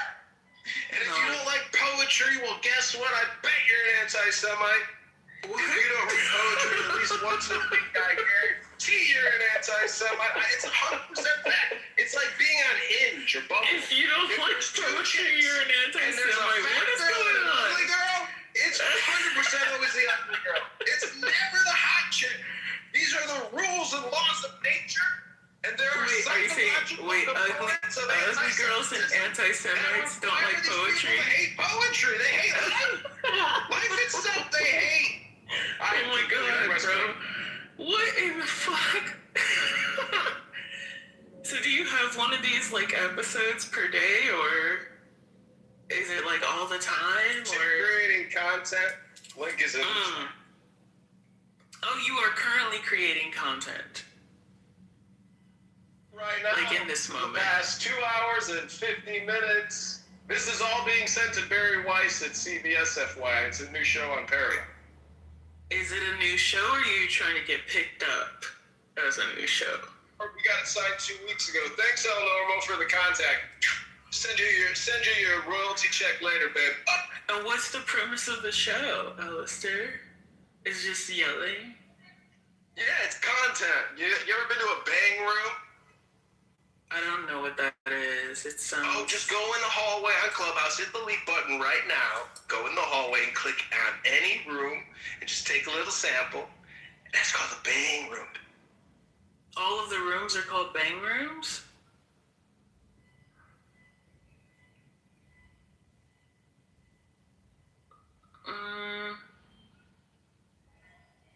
I'm having a hard time believing that this was pitched at all.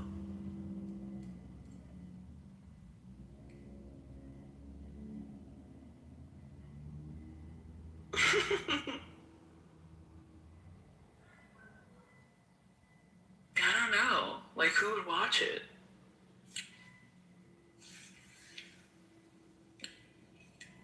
Especially on CBS. Who's gonna watch that? Oh my God. It's all about post-production editing. And so, if you've ever seen Seinfeld, a lot of people watch that and said, why would anybody want to watch that show? That show sucks. But Seinfeld has produced over $10 billion in revenue. And I think if you analyze, how much you get paid per word in your life, I think we would find out that I probably get paid a lot more per word than you ever will. It's just my opinion, but I could be wrong. You want to be a part of the show? I'm already in entertainment. I'm good. Thanks. And I certainly would never work for Barry. That's crazy. But, I mean, congratulations to you, I guess. Ride the wave while it exists.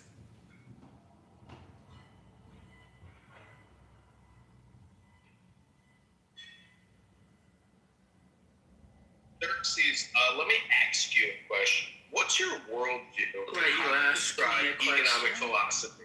Again, the question is, what's your worldview and how do you describe economic philosophy?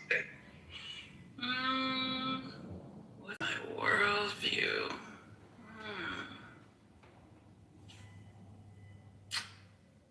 What is my worldview? I mean, I don't have too much faith in the generations of the past. That's my worldview. And the generations of the past seem to have like an incredible amount of power right now. And it seems unusually oppressive.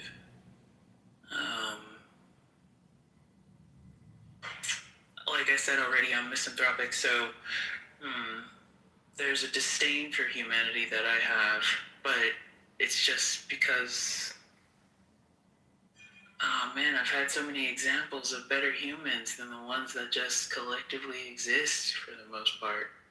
It's kind of trash. And what was your second question? Economic what?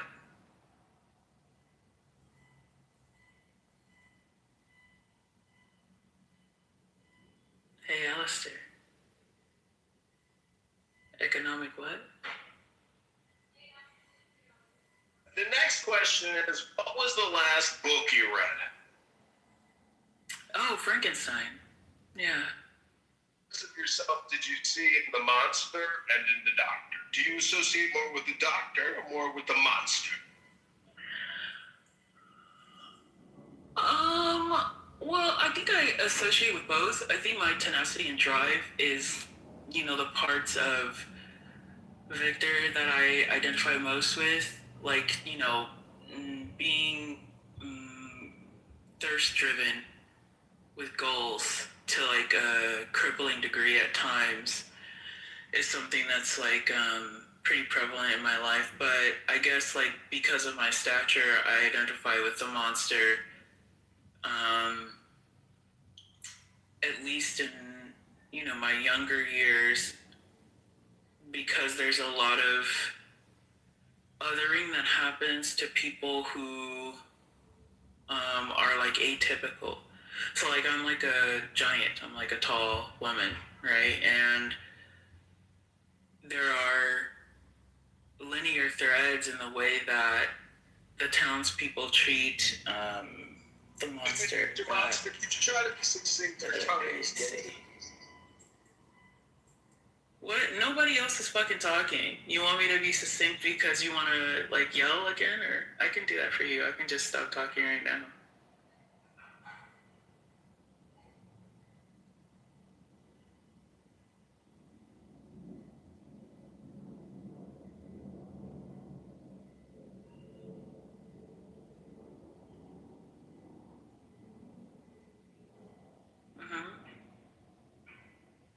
So let's book you. Gentlemen, I just want to prove a point that there is a 100% correlation between anti-Semites like Xerxes, Franklin, NPC, and many other anti-Semites on the set.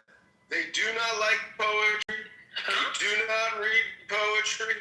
If you ask them the last book they read, it wasn't a poetry book. There is a 100% correlation between anti-Semites and people that don't read poetry.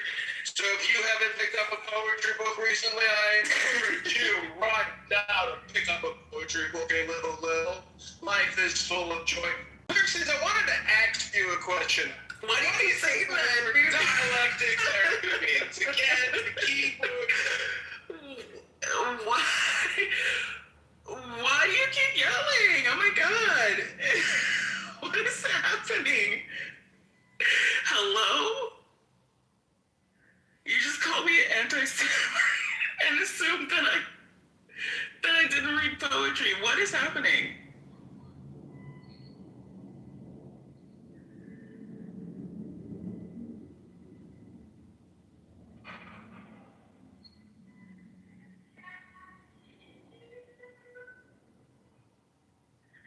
You read poetry?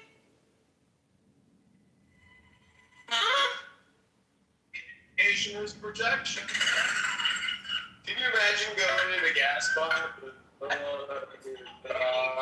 being like, God damn, that was $100. I guess that makes me an anti-Semite. Could you imagine talk over people like it was a schizophrenic jumble of a bang room? Oh my goodness. Screaming into their phone dozens, talking about nothing. Oh. I am now going to show you a quick sample of what Clubhouse is like.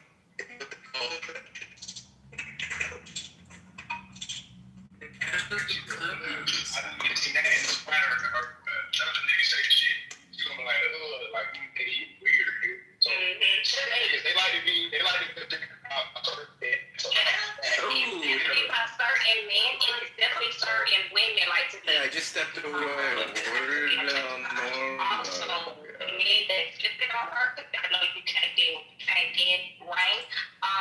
She was making it seem like, and I know you can't be, yeah, right, cool.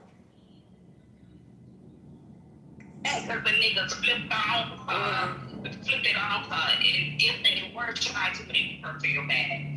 Because no one had that same energy. He's showing us the trenches of when she was in here, unsolicited attacking people. I think I'm going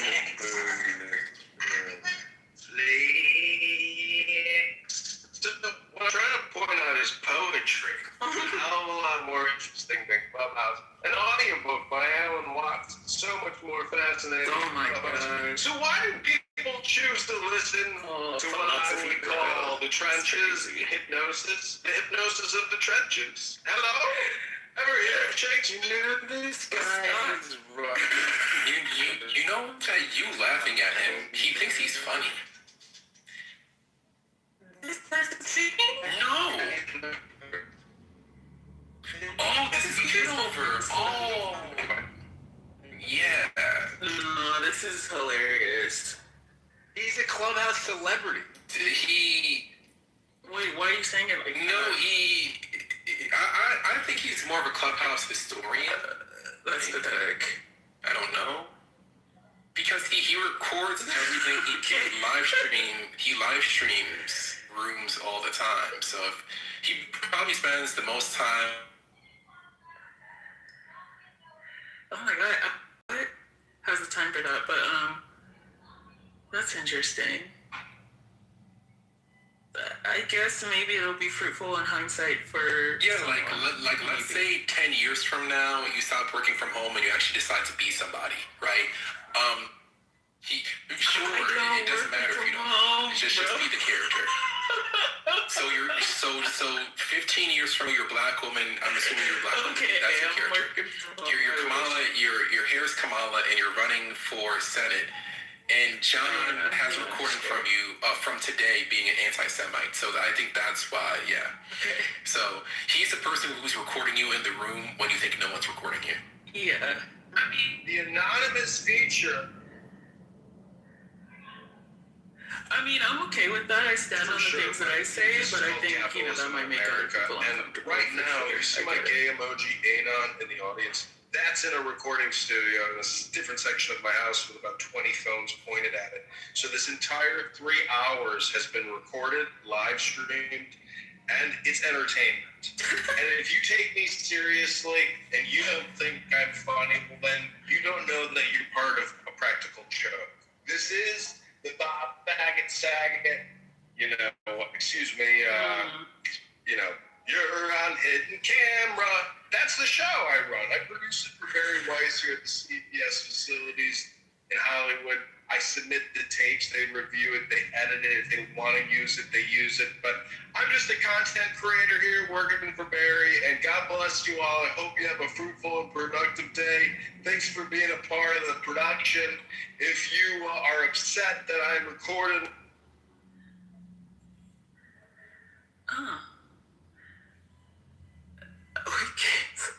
It takes all kinds, I suppose.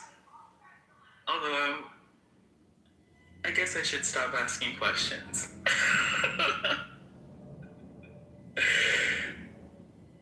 I don't understand. It's not actually content creation. It's content regurgitation, right? Yeah, it's kind of like when a cow barfs up some grass to eat it again, so it can digest easier.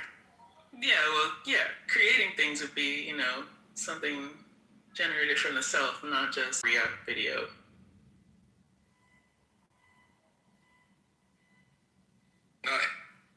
Well, basically, you can boil down life into 4 primary components: cause and effect, and action, and reaction.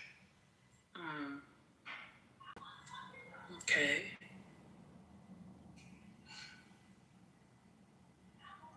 Yeah, I knew something was off the way you were reading that Churchill quote. Anyone who reads Churchill verbatim in 2026 has mental health issues. Like, no one. Like, there's so many.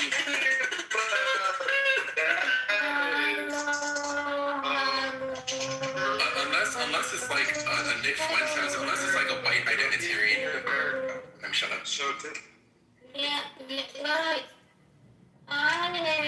Please. Wait. What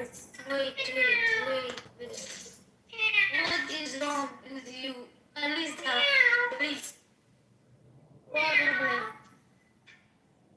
Yeah, let's stop. Let's talk. Yeah, speak. I don't understand you. Please speak normal. Normal is not gonna happen here, bro. Why? I'm sorry about that. Why? I understand you. Harass. We understand. Yeah. What is wrong with this guy? This guy is. What is your problem? Are you a child? I think this is Giant. This is Alistair. What's wrong with him? Ask him. It's clear that Alistair's a child. What's interesting is I'm born to say yourself. That is Giant. Safe. You have to be born again as a child. What does that mean? There you go. Then you're free, man. Be free. I guess. I want to also be free. Why only him free? I want to. What? I can't. Yes. I'm not granting anyone freedom. It was just a term. You say you be free and I am not free. What's wrong with you? Okay, be free, bro. I don't know. What? Okay, sister. What is wrong with you? How are you? Are you good? don't know what's happening. So, I thought the thing about Clubhouse is it's You don't know. You don't know what's wrong with you. English is a second language. If you're looking to improve your English language pronunciation skills, go to pronunciation I workshop. want to learn English. I want to learn English. Are you I want to are you learn. looking to learn how to speak Native American English? Well, this is your big opportunity. This This is English a quote from the Native American Wisdom book. It goes a little something like this. My heart is filled with joy. Slowly. Repeat after me. When I see you here on Clubhouse, it's the brooks. When the snows melt in spring, Why? and I feel glad as the ponies are when the fresh grass starts in the beginning of the year. I heard of your coming when I was many sleeps away and I made but few camps before I met you. I knew that you would come to do good to me and to my people. I looked for the benefits, which would last forever. And so my face shines with joy. I don't understand you. That was Ten Bears and Yakarika Comanche. That's Native American English philosophy. is too high. Isn't that beautiful? Slowly. Moderators, welcome back to Should Trump Resign to Be Redeemed? We haven't heard Scott do a Trump impersonation yet. It's exciting. Scott, take it away. What are you talking about, Alistair? Please take a break. Thank you. I want to get Scott to do a Trump impersonation to give us a new national address so I can clip it and put it on YouTube. Take it away, Scott.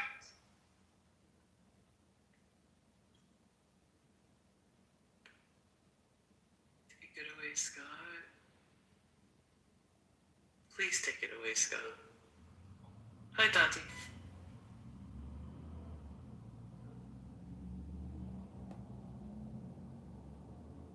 Got it. Oh, hey Xerxes, I didn't know I was on stage or off mute. What's going on? Just listening. Interesting room. I know, right? Mm-hmm. Strange. Very interesting characters in here.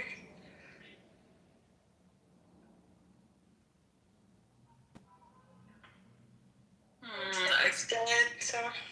I just describe it as like, you know, like a shaken bottle of soda, just waiting for somebody to pop the top. This room shows you the state of Clubhouse. It's over. Matt, why do you believe that? Not that I have, you know, any dog in this fight. I will say one thing about the demise of Clubhouse. So I mod in 2 rooms pretty regularly. I don't do pop-up rooms very often, but I mod in like 2 rooms. One's called the Critical Thinking Forum, which is mostly about politics and news. At 5 o'clock every day, EST. And we've gotten as many as like 1,200, 1,300 people in that room, and like, you know, we run it for usually less than 2 hours. Our numbers are way down. And then I you know, to a few hundred at the best. And then I mod this with this guy Steve Appel on the weekends. These 2 rooms, Ask Uncle Steve and Ask the Atheist. And again, those rooms we've had as much as, you know, 1,000, 1,100 people come through in 3 hours, and we get nowhere near those numbers now. So I think we're in like a multi-stage decline. Like I think like the first big decline was post-COVID, right? That's when a lot of people fled the app. Just 'cause they got back to life, you know. And then there's been some other decline, and now I think we're seeing like some of the last you know, bits of decline right now. That's one of the reasons why we're experimenting for this room, the Critical Thinking Forum, with Twitter Spaces, because we're like, we need a backup plan for when, you know, Clubhouse just pulls the plug, right? Which it seems like it could be at any time. Really? Now that Clubhouse has started to monetize, I think that their shelf life is a lot longer than. So you think that the premium membership will kind of, there's enough people to sustain it? I don't see Clubhouse shutting down anytime soon. And I think even without their premium memberships, it wouldn't have shut down. Because I think that we don't have. I don't think we understand how many people use this app across the world. Like they do a good job of siloing us so we don't understand how big this app actually is. On the US side, it's smaller than it was during the pandemic, but every single tech company overestimated the returns that they get from the pandemic. That's why there were tech layoffs. But I still think Clubhouse is here to stay, most definitely. If it was going to fail, it would have failed a long time ago. I don't think it's going to fail to the point where they're going to get rid of the app. Nah. So by monetize, do you mean like the little coin system, or do you mean like the subscription model that Both. Scott's talking about? Okay. Both. So buying coins and also having a premium membership, to me, that should have came out a long time ago if we're looking at their own money for their own sake. But I don't think Clubhouse is as down bad as we casually just say it is. Just given the fact that I've seen thousands of people in rooms, but they're just from Brazil. They're just from Ecuador. I don't think we understand how big this I'm app looking is. right now, and it says the globally. statistics right now are 10 million people worldwide. That's what you don't know about Clubhouse. Oh no, I'm sorry. It's okay. I'm sorry. It's 10 million weekly active users. Right. Wow. Worldwide. I just got my K1. You know, from I'm an investor, a minor investor in Clubhouse, and the major investors just wrote to us and told us that Clubhouse has 30 months more runway without doing anything. Oh wow. Okay. So almost 3 years without needing to monetize, but it is trying to monetize now with all these tricks. You know, and it's never been focused on the United States. I mean, maybe in the very beginning it was, but it's a British app. I'm very proud. But it is worldwide, and they're thinking. The other thing they wrote in my investor letter is that they are looking for other places to, other countries to roll out. What do you mean by British app? What does that mean? I mean, let's stick to the topic. Dr. Francine. No. Should Donald Trump resign? Please. To be redeemed. Should Trump resign?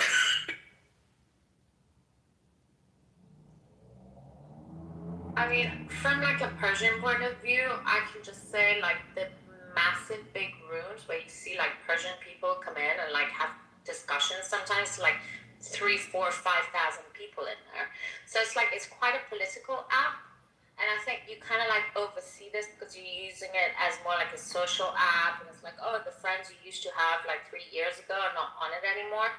But it's growing on a political sort of spectrum where now everything going on in Iran, that's how people come together and like, you know, share their views or unify or assimilate. And I think that's pretty good. That's interesting, BB. I didn't know. Yeah, I mean, you also have like big Chinese rooms.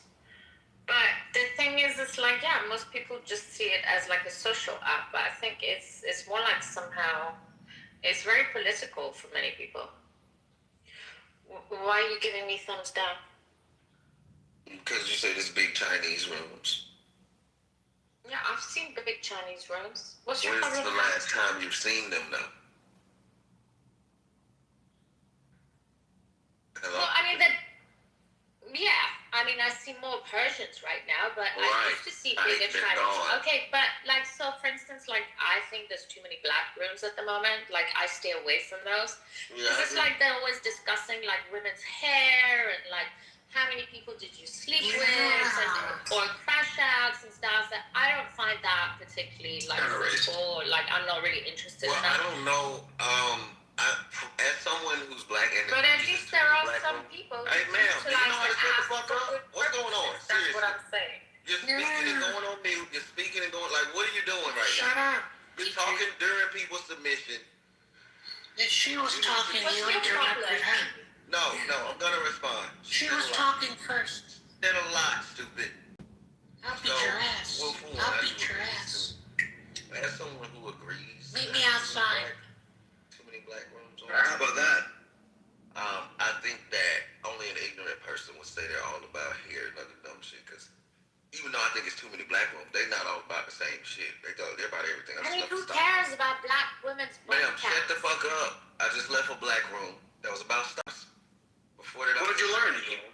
That was about baseball. Well, How much money did you learn to make? There's a room. Then before that, I left a black room about baseball. And What'd you before learn that, there? there was a black room about geopolitics. So I do agree it's too many black rooms. I used to see other races more. I still do because I have a good algorithm. But to just say that it's all black people talking about hair, I mean, either you have a dumb algorithm because you're dumb, or you're gaslighting and not really searching your hallway. I like to teach people and tell people what I mean without being mean. I think it's important that we use this app to tell people what I mean without being mean. And I am a supermodel. I do work on TV. I'm highly desired in the industry. And everybody wants to be like me because I'm beautiful. And not many people understand the point of what this app is. It's not to criticize people or complain. It's to read poetry. That's the great point. Just read some poetry. Your life might be a lot better if you try to be like a supermodel like me. A supermodel who reads great poetry and reads great books all day for CBS. Pretty Weiss and makes $1 million a year as a supermodel. Stupid ass. You're a stupid ass, dumbass. Stop calling people stupid ass. You made him leave. You're such a stupid ass. You made him leave, you stupid ass. You're such a stupid ass. John Kitover, my friends. John Kitover He's fucking multiplying. He's unbelievable. You drove Dr. Francine I out. like John Kitover these days. I don't know why. Maybe it's because he reads some of the greatest books ever written by men. Real men who know how to enjoy life. Yeah. Read poetry. Stupid ass, not like you, stupid ass. You're just a gay guy living in your basement pretending to be a black. Don't let me. John, come on, dude. You're killing my neighbor. There's no point. John. He's a gay white guy pretending to be a black woman. That's ridiculous. Not me. That's stupid. That's not me. That's stupid. What's the point? John. So Xerxes. Yeah. Let me ask you about you a little bit. Sure. You're interesting. So what rooms do you hang out with? I spent time in RPO. When I use apps like I don't know RPO. Oh, research purposes only. And it's a group of mostly women. Well, I mean, they're multiracial people in the room. They're from everywhere. They live everywhere. They're no IQ. got it. Yeah. No, not everyone. Okay. Did you guys want to answer their question? Most of them are low IQ in that room. Okay, I'll let them answer your question, Scott. No problem. Keep reporting stupid in the goo. I put stupid in the group.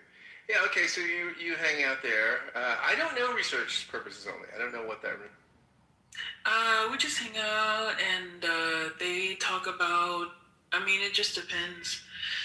They are topics that are largely centered around the African diaspora, but it's like more nuanced than just like typical gender war bullshit, which is the thing that's like kind of kept me around them because I can't really do gender war stuff with people who like don't love themselves, which seems to be a large percentage of people on Clubhouse. So, but yeah, and then other than that, like because I've only been in Clubhouse for like 6 months or something like that. Oh wow! Yeah, well, that's amazing. So You're a newbie. Yeah. I was in for the golden age. I came in during COVID. Yeah, let's see. Well, I think a lot of the remaining people, like all the people here, pretty much are remainers from that time, the survivors of the pandemic. Which is interesting to hear, like all the lore. You know, like we'll talk about things, and then somebody will come in with a lore bomb And then everybody's like, oh no, because like back in 2022 and blah, blah. I'm like, I don't know what's happening, but I'll just listen, you know? No, like some of my best friends in the world are from Clubhouse. Like I'm. That's crazy. Yeah, I'm relocating. I'm kind of moving around right now. I'm a little nomadic. I'm heading back to Philadelphia, and I have like all my stuff with me. And a friend of mine from Clubhouse, who I've met multiple times in real life, she's picking me up and driving me back to Philadelphia. Oh, that's nice. Yeah, I have a friend from LA who I've stayed at his house. I've met up with. So I mean, there was a camaraderie back then.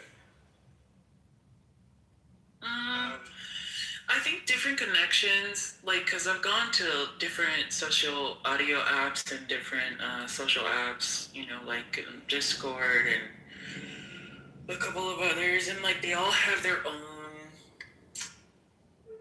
behaviors. And I find that like Clubhouse is more so like a mixture of people who are either like kids of the internet who grew up in the internet, like they know like internet etiquette, they know when to spot a troll, they know all those things, and then also sprinkled in heavily with like people who use this app like a diary, kind of almost. So like they'll come in, they'll drop in for however long, it doesn't matter. But then there's always the knowledge that you just go back to your normal life. You could uninstall this app at any moment. It actually doesn't mean anything. And that's, those two confluences are really cool. But then what I've learned in Clubhouse is that because some people are operating inside the internet and some people are operating outside of the internet, tensions arise and, you know, consequences come to people that they didn't know were possible, because, you know, some people don't know that they're talking to real life people who do real life shit. Yeah. I tend to, I think one of the things I like best about Clubhouse, like, so when I opened this room, right, the first maybe hour or so, before I kind of had to go do some things, and the inmates took over the asylum a little bit. But it was a good discussion, you know, like, because this article is super provocative, and I think it was interesting to hear, like, you know, a friend of mine who likes Trump and another friend from Canada who hates Trump. It was interesting to hear them, you know, and some other people go back and forth, and I think it's, you know, if you can get a civil discussion going, it's interesting, right? Yeah, that's kind of like what I'm used to. So I'm a Discordian. That's where I come from. Wow. Yeah. So I'm like kind of used to. That's advanced level. I know. Yeah. Moderators. Yeah, I know. It's a hard shift, dude. Yeah. What's up? Excuse me, moderators. Sure. I got a question for both of you, and I just would like one sentence, not more than one sentence responses. Can you tell me what philosophy is? Etymologically? Sure. I mean, love of wisdom, right? Philo, love, sophos. I mean, no, beyond that. I mean, I'm actually reading one sentence. I asked for concise. One sentence. I'll repeat it. The love of wisdom. Give me a one sentence response. The love of wisdom. What is the love of wisdom? The love of wisdom. What's your one sentence response? So what is philosophy? Philosophy is people who like to intentionally, publicly jerk themselves off about the things that they haven't reconciled with inside themselves. Politics? I'm sorry, you're breaking up. What did you say? I said, would you call that politics? It could be. Politics, it contains a lot of philosophy. Politics, but that's definitely what philosophy is. I'm reading a book right now, Roger Scruton's History of Modern Philosophy. So I will tell you what Scruton says to this question. What is philosophy? He's a British guy, so I appreciate his syntax. What is philosophy? There is no simple answer to this question. Indeed, it is in one respect the main question of philosophy, whose history is a prolonged search for its own definition. Nevertheless, a kind of answer can be given in terms that explain what follows. Philosophy involves the attempt to formulate and also to answer certain questions. these questions are distinguished by their abstract and ultimate character. I think that's a great paragraph definition. It's a little longer than a sentence, but the whole abstraction and ultimacy, right? It abstracts things, right? I mean, abstraction, you're asking, the part from the whole, and ultimacy, right? It's not asking about chili recipes or, how good was Buffy the Vampire Slayer when Angel left. It's asking ultimate questions, right? About the true, the good, and beautiful. So, abstract and ultimate.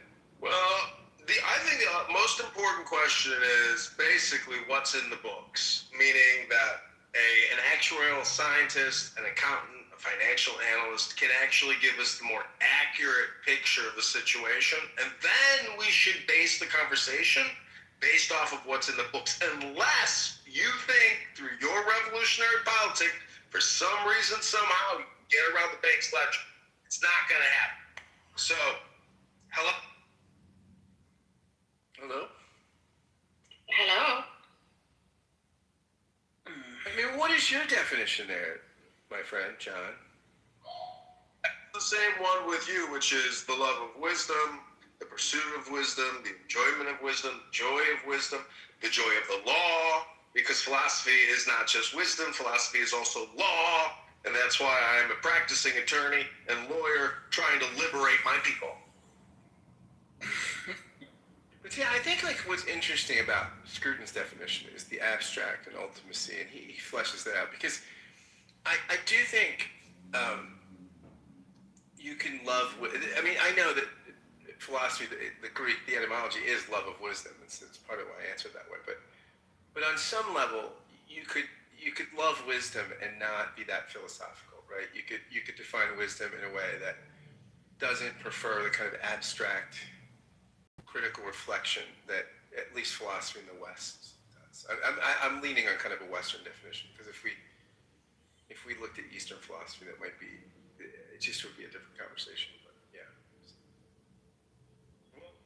I talked to my attorney the other day while I'm preparing for an upcoming case, and she said, "What do you do all day long, John? Describe your day." And I said, "Well, I'm not exactly sure how to describe what it is that I do." And she said, "Do you read books?" I said, "Yes, I do read books." And so all I'm trying to say is pick up a good poetry book right now and read it. Set yourself free from the hypnosis known as Clubhouse. You don't have to worry about the fear of missing out. There's no FOMO. As Scott has confirmed, we are making plans to exit the app and go completely to X Spaces, because we believe that this app could and must shut down for national security reasons. What? Because Amir in his terrorist room, his anti-Semitic death trap, which is brainwashing all these good people in Clubhouse to hate the innocent Jew, is disgusting. It's despicable. And if you're an anti-Semite, there's a 100% confirmation and correlation that you hate poetry. And you don't read poetry. That is not true. You got my book and proof. That is not true, because I like T.S. Eliot, and I like his poetry. Oh my God. And his critical stuff. And T.S. Eliot was a man of letters who certainly was no fan of the Jews. So John, I can prove it to you. You can read and write poetry and not like Jews. Yeah, well, I was going to ask, what if you don't read poetry but you write? Still anti-Semitic, I'm assuming. Well, look, these days, I mean, the fact that you go to Starbucks or Chick-fil-A could be anti-Semitic. There's a lot of anti-Semites these days. Well, what I'm trying to point out is that there are four great powers in reality. Oh, again. It's cause and effect. One thing that John Kitover has always done for me for the last 5 years, it always fucking made me laugh. Those are the four words that I like to think about, which is art and critic, or cause and effect, meaning that when I get into conflict or confrontations with people, because I will admit that I'm intentionally obnoxious to try to create some type of different medium of exchange, meaning that when Borat first came out and you saw Borat, people thought it was so funny because this guy pranked everybody in the movie to think he was some Eastern European reporter from Kazakhstan. So That's kind of what I like to think that I'm doing in my art meeting. And thank you for participating. Hello? So I want to go back to anti-Semitism for a minute because I think it's interesting. Like, do you? I think what's interesting is that you have like Tucker Carlson and Megyn Kelly and Candace Owens, and their brand of anti-Semitism is dovetailing with the kind of anti-Semitism on the progressive left. I find that really intriguing. And what kind is that? Wait, their brand. Wait, Tucker Carlson, Candace Owens, their brand of anti-Semitism. What's going on here? Yeah. So is it anyone who has any critiques? Anyone who's an isolationist? Anyone who's MAGA, truly MAGA? Anyone who's America First? They're anti-Semitic because they don't want to just open their cheeks and let Israel do whatever the fuck it wants all the time. With our bodies and our American. It's our soldiers getting sent over there, and it's our taxpayer dollars. But it morphs into. Well, I mean, it's different, but it does. I mean, it morphs into like Tucker being supersessionist. But he's always been that. Look, I don't think. Okay, so. Do you want to tag me in, Scott? I don't think that Tucker's anti-Semitism. I don't think he's always been supersessionist. He also didn't always talk this theologically, and now he's really doing like traditional anti-Semitic Christian replacement theory, right? So it's not just critiques of Israel; it's critiques of Jews, and it's critiques of Judaism as a religion. So it's pretty deep and insidious. It's intriguing to me that he employs this stuff. And Ben, Ben wanted to take the baton. Go ahead. Yeah, it's deconstructionism. Like, if you're talking about what is the similar strand of anti-Semitism between the Tucker Carlson right and the far left in the United States, it's rooted in deconstructionism. So I think that there are overlaps of anti-Semitism, no doubt, but I don't think it's not rooted in anti-Semitism. Let me put it that way. It's not saying that the root of all problems is the Jews. It's saying there are power structures in place and we need to tear those power structures down. Like that's where it's coming from. So that's why, like, as somebody who's moderate but leans conservative, like, I like the systems in place. Do I think justice is equally applied? Absolutely not. I'm certainly America first in the sense that I want what's best for my country, but I'm also not America only. So Tucker Carlson and Donald Trump have been fighting back and forth for several months.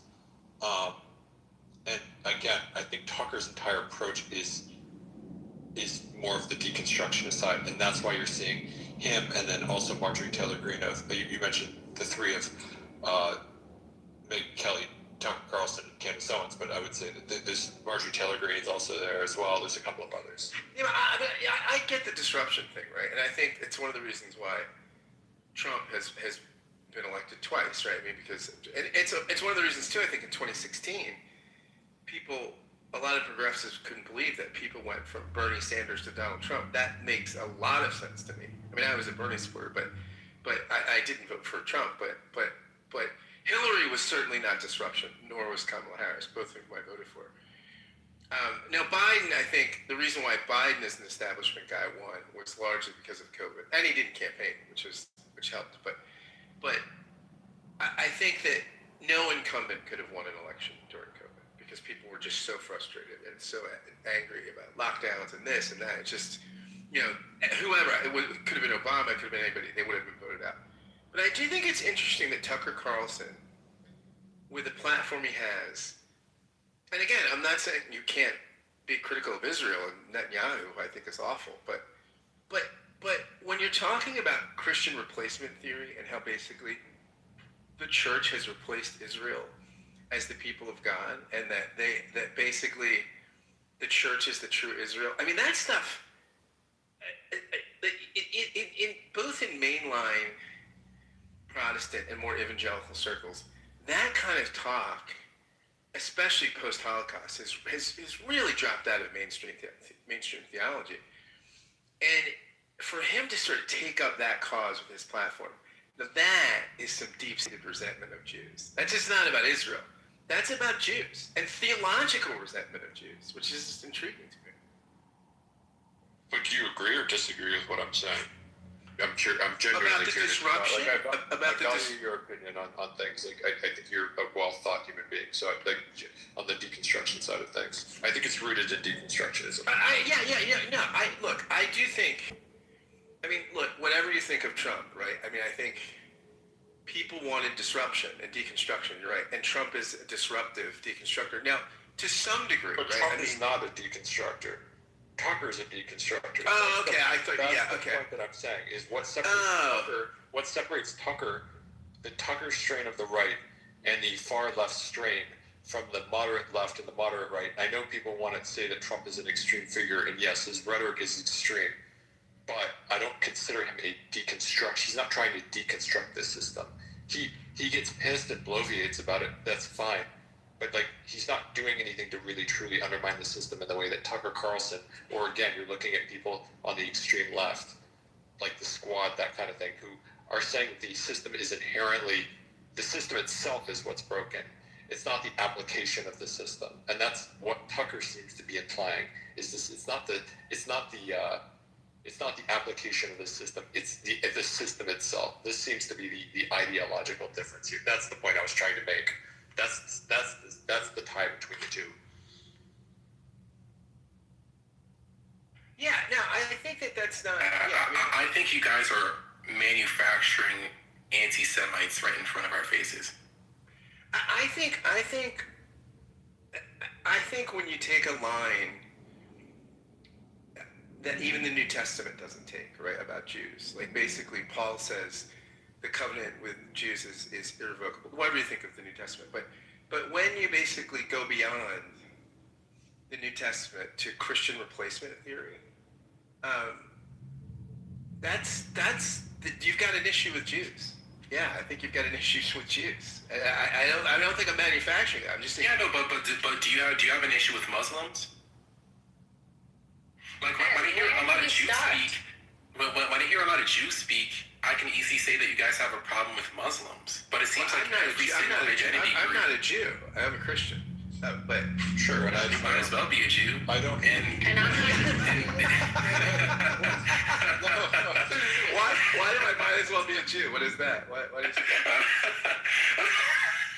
That's just a serious conversation. I'm sorry, but it's just like, bro, like I'm not gonna lie, I'm starting to see like an escalation in the type of language that we're using when people are giving valid critiques. And when people are giving valid critiques and they're still tarred and feathered, it makes all the Alex Jones conspiracy stuff more palatable. Sure, and that's an issue. You guys. Palatable. You're just catching up to the information. The truth is in the Epstein files. Bill Gates, Bill Clinton, the two Bills. And you know what? They had a good time with Jeffrey. I seen all the photos. I seen the tranche of videos. All the naked women, all the hot tubs, all the luxury dinners. And when Ghislaine Maxwell's making speeches at the United Nations multiple times, well, clearly we have traitors in our midst. And what do you do to a traitor? I love Kitover. Okay, so Scott, let me show you what I mean, because some people are pretending to be obtuse in the chat. So when Kanye West says slavery was a choice, he says the worst things when he says what the fuck, who's that? George Bush doesn't care about black people. Kanye West has gone after every single ethnicity, and at the same time, he's a person who's known to be clinically diagnosed crazy person, right? This person gets, when you look at all of the stereotypes, all of the tropes regarding the small hats, and then you see them flex the banning people from countries. When it comes to one person being racist, you can be racist against one group all you want. They're not going to get, who's banned from a country because they're racist against anybody? How do you get banned from a country? Like, that's like where it becomes like, okay, and then it becomes, all right, demonize them, you're going to be lumped in with Hitler Youth. So then it becomes, okay, we can't even speak about, so then it becomes, all right, like, when it comes to all the tropes about the Jews controlling the media, being super, super powerful, having the right friends in the right places, being very, very strong lobby, being really good at statescraft, controlling countries from inside out.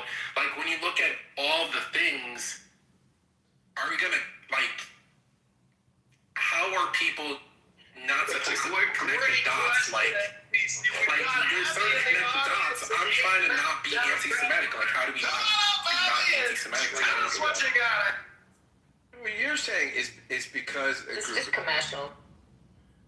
You're saying because a group of people has a disproportionate influence to their size, right? They also have a disproportionate, like, Nobel Prizes and all these things. I mean, it's a group that's only 15 million people, and it has through success and other things have been able to be effective at advocating for their interests. I mean, I think that's not a conspiracy. I don't think it's a conspiracy either. But if I repeat what you just say, I get shouted down and called an anti-Semite. I don't think that it's like Asians being good at math. I don't think it's a big conspiracy that Asians are good at math. I think that there's a lot of different reasons why, on average, Asian children are really, really good at math. Okay, but if I say that on average, Jewish people are this, and that, then it becomes anti-Semitic because of the implication of what I'm making. I think it's because there's over 2 billion Asian people. Because I've asked Asian people. So how do you guys explain the strength of the Israel lobby? I don't want to do this. Kitover, are you recording? Scott, I'm happy to talk, but is he recording the room? Are you recording? John, are you broadcasting the room anyway? He did say he was. Yeah, I'm happy to talk, but I really don't feel like being the positive stereotypes are the ones that are scrutinized. No, but what you're saying is wrong. Yeah. What you're saying is wrong. So What you're saying Jews is are hurtful. overrepresented in media. What you're saying overrepresented in the media. If we were, and lobbying. people like you wouldn't be saying the shit you're saying on social media. Now, would you? If we're overrepresented and we control it, then why is it so negative towards us? Please tell me. Explain that one. Why do we have all the problems we have on social media and on the media, and people like you saying the things you're saying if we control it? Explain that. It's illogical, isn't it? Completely illogical. If you want it to be... What else do you want to bitch about us? And is it every day that you like to say something? Could you pick on someone else this week? I think two things So what else do you want to pick on? What else are you about us bothers you? What else? So, thank you for asking. Get it all out. The main thing that bothers me. Do we control the sports? Do we control sports? You guys also control the weather. You guys also control the weather. We now it's 60 degrees with an overcast. Weather. So really? That's an issue. So do you think the stuff that you say then gets picked up by other idiots and they harm people as a result of it? Do you have any idea what kind of harm has happened to our community? Do you know? Do you pay attention to it? Do you read about it? Do you know how many car accidents are caused by the rain? Do you know how much harm has happened to our community? You don't try to make it sunny, even though you can. After the recent incursion into Iran, within 6 days of the incursion, we received 8,000 threat to life in the United States alone to our community, to institutions in our community. 8,000 threats to life in 6 days. That's just a little slice of an example. We spent over $750 million of our own money for security to protect our institutions, to geofence them, to target harden them, our own money, because of shit that's said like this that other people pick up, and then they just start going up the pyramid. Then they start going up the pyramid of hate. And why don't you Google what the pyramid of hate is and learn about how your little comments then grow into a little more discrimination and a little more hatred until That's it reaches actually the what I'm top. talking about. Why don't you take a look at Okay, it? so can we calm down? Can I just ask a question? Calm down. It's really awful to live with it. Wait, it's really I understand. awful to take children to go to temple and you gotta have SWAT teams in front of your temple. Do you know what that feels like? I kind of do understand It what really sucks. social violence feels like And here. all this shit just adds to it. And instead of being sensitive to it, you have assholes that say things like this that are being said in social media and then accuse us of controlling it. Okay, so I'm just going to address a couple things. One, I believe that in America, from the ages of like maybe 6 or 7, at least on the West Coast where I live, we are taught to be sensitive to the plight of Jewish people. It's taught in education systems all up and down the state, probably in the other 2 that are above us as well. I don't know what's going on in the rest of the country. I live in California. We have a whole museum dedicated to educating people on the Holocaust and the plight of the Jewish people. I know that it's a beautiful museum. I wish you were right, except the new stuff being introduced into the education system and ethnic studies in the California education system is a real problem. And there's a lot of issues with it. I'm talking about in K through 12. So yeah, that's where I'm talking about K through 12. Well, they don't do ethnic studies in K through 12. Well, yeah, it's being introduced. I'll put this stuff in the chat if you want to see. So I'm just gonna finish what I was saying. But I think two. Oh my God. I think 2 things can be true. So like, it was a while, bro. So while I understand your frustration, Abby. Bro, like honestly, shut the fuck up. To be honest. As you move them down. No, don't move Okay. down. Fascist comes out, ladies and gentlemen. He's not. He can hijack your room every 5 minutes. This is So Abby, I understand your frustration. I can empathize with your frustration completely. But I think 2 things can be true. It can be true that the violence against Jewish people in the United States, at least, and probably globally, we can count that, but I'm just going to talk about where I live, right, has exponentially grown in the last at least 3 years, if not more than that, right? While also saying that Jewish people are overrepresented in the media. This is just a raw fact. So, despite being 2% of the population in America, right? You asked a question about Jewish people being like controlling the league. I don't know about the word control. That's like kind of weird to me. Can you define that word a little bit? Yeah, like but being like an owner. Well, who owns the media? So half of the NBA is owned by media. You said media. So. Well, you said sports, so I'm answering that question first. We'll get to Okay, I'm gonna do the thing I'm doing. Cool.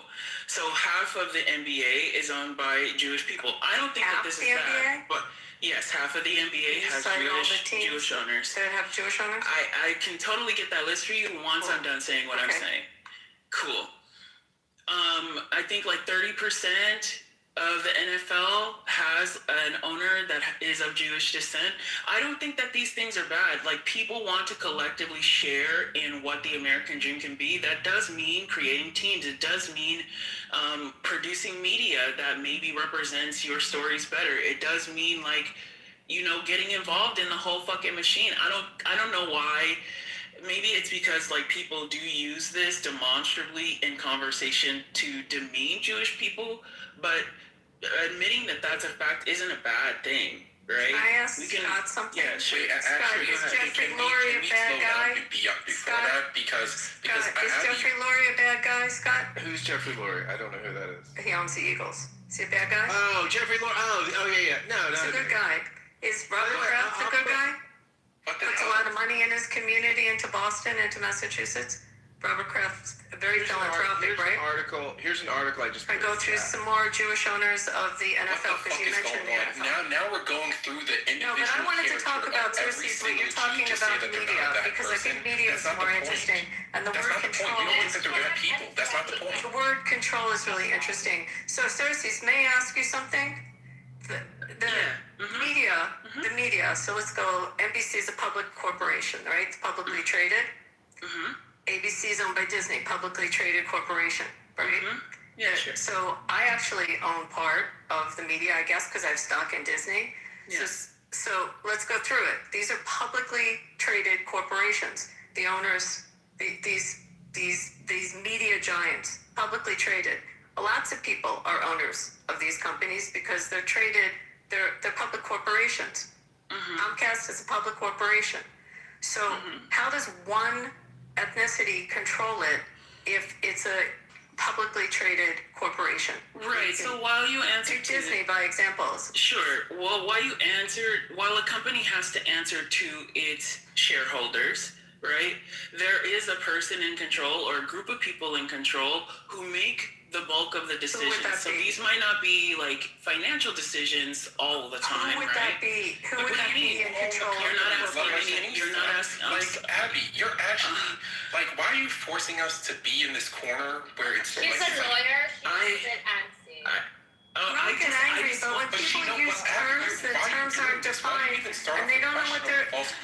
NPC. When people use terms, they need to define their terms and know what they're talking about. So when you use the word company, define the company. No, I'm not triggered. This is like about trying to. It's like kind of law 101, like trying to explain to people. No, NPC. What's a publicly traded company? You're smart, so I'm smarter than you on this. What's a publicly traded company? You're smart enough to not play these games. No one it's not a game. It's logic. You're playing games. It's basic logic. You're communicating dishonesty. Nobody said all. No one said all. No one said that. Control media. So I asked what the media is, and who the media is, and who owns the media, and they're publicly traded companies. So listen, guys, it doesn't have that Jews control the media. It doesn't have to be adversarial. You did say it. Overrepresented, and then you agree. You did say it. If they're overrepresented, that's fine. Oh my lord. You did say it. So I'm just trying to explain we said what these companies are. They're publicly traded. Why is it so combative? It doesn't really have to be like that. Sony publicly traded, right? David, you live in LA. Let's talk about all the media in LA. Publicly traded company is an example of democratized ownership. That's not that. You know that. Abby, like, you know that a publicly traded company is an example of institutional investors, correct? This is fruitless if nobody's gonna speak. All right, let's go one at a time. Sorry, I didn't hear you start, Scott. One at a time. First, Abby, you want to go? I was just pointing out when they say that Jews control the media and taking that trope, I was taking the trope and explaining that the media, the majority of it, are big publicly traded corporations with institutional investors, all kinds of different individual shareholders. There's a board of directors, and the majority, if we break down the top media companies in the United States, are publicly traded entities. It's not one dude running. Let me go, let me finish. Let me go. So therefore, when you make that comment and you talk about a company, nobody made that comment. You did. Nobody you have made to that be comment. Intellectually honest as to who you are talking about. So for me to ask who the companies are, there was a reason I was asking it. And I'm sorry if you take offense, but it's a little Socratic to make someone go through the process and realize sometimes there's statements you have to break them down. Break down the word control. Every word that you say, there is an explanation or a definition of it. And that was my point. Now okay, so I'm responding because she just mischaracterized what I'm not a PC person, so if I said something, first of all, I made a joke that Jews control the weather. Why didn't you? What is it that you said? The only thing I said is that I was breaking down out loud the different coincidences that people have to deal with, and I was trying to think out loud, and I was trying to ask the room, hey, all of these different things that are lining up, what are people supposed to think?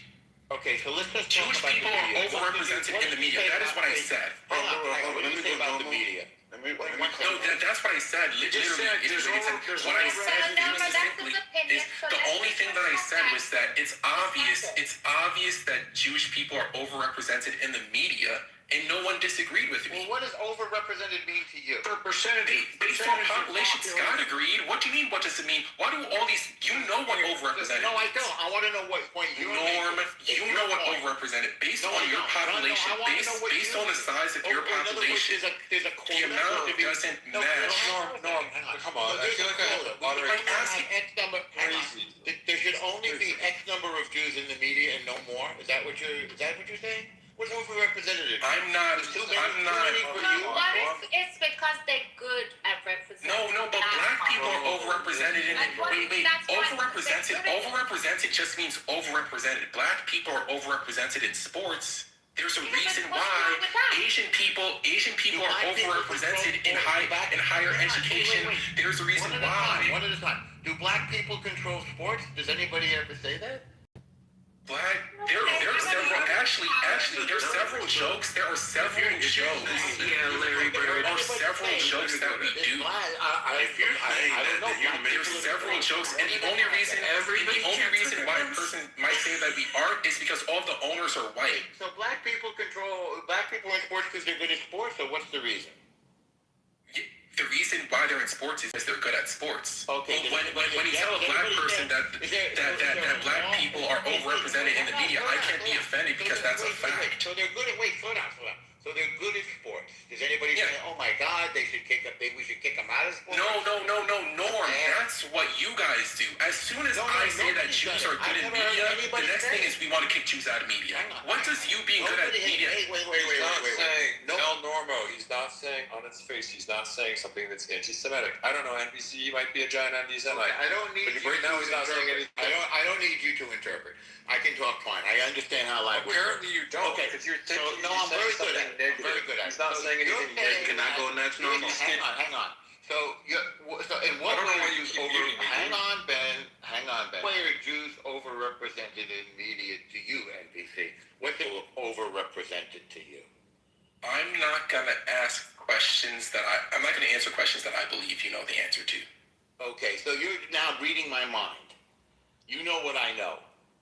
Abby isn't dumb, and you're not dumb, and you're treating the fact that I'm pointing out the overrepresentation as a conclusion about what to do. That's the reason why you guys get into issues. The reason why you guys get into issues is because you're treating my statement of facts as a conclusion on what to do about it. You're treating my... Hang on. You're making a paranoid, racist comment, and I'm exposing it. What would that mean? Have you counted? What do you mean it's racist? Have you counted the number? Well, because there's these old tropes that Jews control. If I start to count them and then I count them, you're going to call me racist for even trying to count them. I'm done with this, but you're going to call me an anti-Semite for even trying to count them. So you made hang on. So you made up a story, or you're repeating something. No, you guys created Hollywood. My friends are Jewish. The first movie that I was on this app was Jewish. There's a lot of pride in the fact that merchants... Okay, you guys created Hollywood. Yes. I read a whole entire book on it. And there shouldn't be shame. NPC shouldn't be shame. Anti-Semitic to say that my Jewish friends gave me this book. I don't want to hear about your Jewish friends. We're talking to you now. Hollywood's awesome. There's no problem with Hollywood. So what's wrong with saying that Jews are overrepresented in media when they are? Somebody started an industry. Okay. Now, I mean, obviously Hollywood is now owned mostly by, I think, Japanese companies like Sony and Australian companies like Fox. Yeah, right? that's not true. So the Jews don't own Hollywood. Okay, so 100 years ago, a Jewish guy started a movie company, but obviously that's no longer the case. No, but why you act like it's arbitrary, and why you're acting like arbitrary? Why you act like the institutions just went away, like it was just one dude. The dude who started Hollywood just happened to be Jewish, and then the rest doesn't matter. No, I wouldn't say that. I think the problem. No, you're making it seem like it's like a over 100 years ago, a Jewish guy started a movie studio, and you're focusing on. Okay, so no, it wasn't. It was more than that. Okay, you guys are literally yelling at. You guys are arguing past it. No argument really. We're just going through the facts. You're trying to mythology. Let me add on to that. May I speak, please? Can I speak? Wait, can Ben go first, and I'll shut up. I think Ben was first. That's cool, bro. That's cool, bro. You guys are arguing past each other. Again, maybe NPC is anti-Semitic. I don't know that, but he's stating a statistical fact. Jews are overrepresented. Based on what statistic? Could we use stopping you there, Ben. Let me answer this. Let me finish before you jump down my throat. I'm not jumping down your throat. I don't want to hear your Literally sexual trying to fantasy. mediate between the two of you. Let's just take a look at the statistical fact and see if it's Yes, true. let's look at the statistical But Ben, facts. Where did you get it from? Ben, let me just mod for a second. Ben, can we move the argument forward if instead of overrepresented? That's what I'm trying to do. If we said disproportionate, like, But it's the same difference, Scott. Disproportionate. No, it's not. No, it's not. Disproportionate is a worse connotation than overrepresented because disproportionate it actually does suggest some inequity that needs to be remedied. I don't think anything needs to be remedied. All right. So disproportionate says that it's not proportionate. We need to fix it. I don't think that. They're overrepresented and that's okay. Ben Okay, that's something you repeated. You heard somewhere that you've never checked out. Chinese people own Chinese restaurants, and Jews are college professors and psychologists and scientists. So May I speak without being interrupted? Go now, so I could go, bro. Yeah. So do you want to move past this, or are we going to talk about how many Jews there are? this, but it's like you and NPC been going on at 5. Can Ben go before you because he's gonna have some time? Like y'all, He never got to finish. Can he go out and then after you get him, you can go? That's fine, bro. But he's not. Y'all not letting him go though. Okay. So you said there's a statistic. Where is the statistic? You know what I'm saying? So, okay, Norm, can I actually speak, or are you just going to talk over me? No. Norm, Where is the statistic from? You and I have had enough interactions on this I'm now. not even You know sure that I I'm know not who you mean-spirited are. or any of this I stuff. assume it's Can not. I actually speak, or are you going to let me? You are. Do I have your I'm not- permission to Please speak? don't tell me that you and I have. I don't even know who you No, are. and this is not constructive. May I have your permission to speak without being interrupted? It depends on if you're going to repeat anti-Semitic tropes. I'm not that interested. Like, I'm I'm not sure there's a place for you to repeat those. This is probably not a good place May I for that. speak? No. Am I allowed to speak? It depends. If you're going to repeat anti-Semitic tropes, probably. I'm not going to move on. repeat anti-Semitic tropes. Okay. So what is it? So you want to go beyond this, like the statistic that you don't Yes, have I any do. basis of? Okay, what would you I'm like to saying say? that. Okay. Oh my gosh, Norm, dude. Literally, dude. I'm agreeing with you. Okay. Like I'm literally, I'm fucking agreeing with you. You just literally won't let me He fucking. might even be a Jew himself. Okay, dude, whatever. Why don't you just? I mean, you're telling me 100 times. He sounds like a Jew. By what you keep doing is you keep I'm not repeating Jewish. it. You can't speak. I'm a Christian. I'm a Christian. Yes, certain groups do better in America than other groups in America at certain things. That's okay. Are there barriers in place? Are there not? Like, if I see a Jew is doing it particularly well in an area, if I see a white person, if I see a whatever minority or majority you want to say, I don't care. I don't care who's doing well and what. I care if is there barriers. The anti-Semitic shit is so infuriating to listen to because everybody from Tucker Carlson on down wants to have an opinion about fucking Jews. When I'm going, okay, is there barriers? I'm a white guy. I'm a white Christian. There's no barrier to me from doing anything. If you're a black person in America, I'm sorry. In 2026, there's virtually no barrier to you doing anything in America. That doesn't mean this historic injustices didn't happen. It doesn't mean that. I'm not saying that.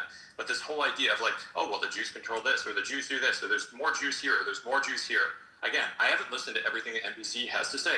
Maybe he's going to go off on a bunch of anti-Semitic tropes. Pointing out that certain groups do better in America at certain things is not anti-Semitic. It isn't. It oftentimes leads to Part of anti-Semitism. an anti-Semitic trope about Jews controlling the world and having an evil agenda. I don't think the Jews control the world. What's I that? do not think the Jews control the world. I know you don't, but this is a piece of the same thing. We control the banks, we control the media, we control the United States, we control Donald Trump. It's a part of a whole anti-Semitic, weird, paranoid view. It's an actual fact that the only lobby that's bigger than the Israel lobby, it's a legitimate fact. No, it is not a fact. So now I got to try on the lobbies discussion because the pensioners. I don't understand what a lobby is. A year ago, before you don't understand what a lobby is. What's the largest lobby in the United States? It's the pensioners. Okay, who else is the largest lobby? Teachers, and then Israel's number is either 3 or 4. Israel is about number 40 or 50. It's the insurance, it's the prescription drug companies, it's insurance, it's the NRA. Do you want to go through the list? No.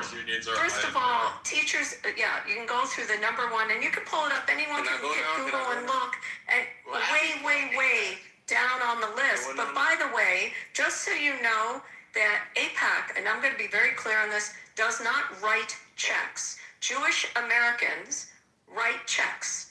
We write checks, and we write write checks to members of Congress, because that's all AIPAC does, is members of Congress. They don't do the executive branch. We write checks up to $5,700, which is the limit for members of Congress, and it is bundled by a organization. It is not that organization writing the checks. It is Christians and Jews that support the American Israel. Zionists with May I finish? I actually know this more than you do, okay? I actually know this more than you do. It's Christians and Jews that believe in the American-Israel relationship that write checks to the maximum of $5,700, and they give it as to an organization that bundles it and gives it as support to. It's a super PAC in their top 5 strongest in the United States. Did I just say how AIPAC is funded? It's individuals. That's fine. They're still top 5. It doesn't They are matter. not top 5. Don't Google it, sweetheart. Don't Google the top 5. Not even close. Not even close. I'm not denying it. Anyone can look it up. What she's talking about. Anyone can look it up.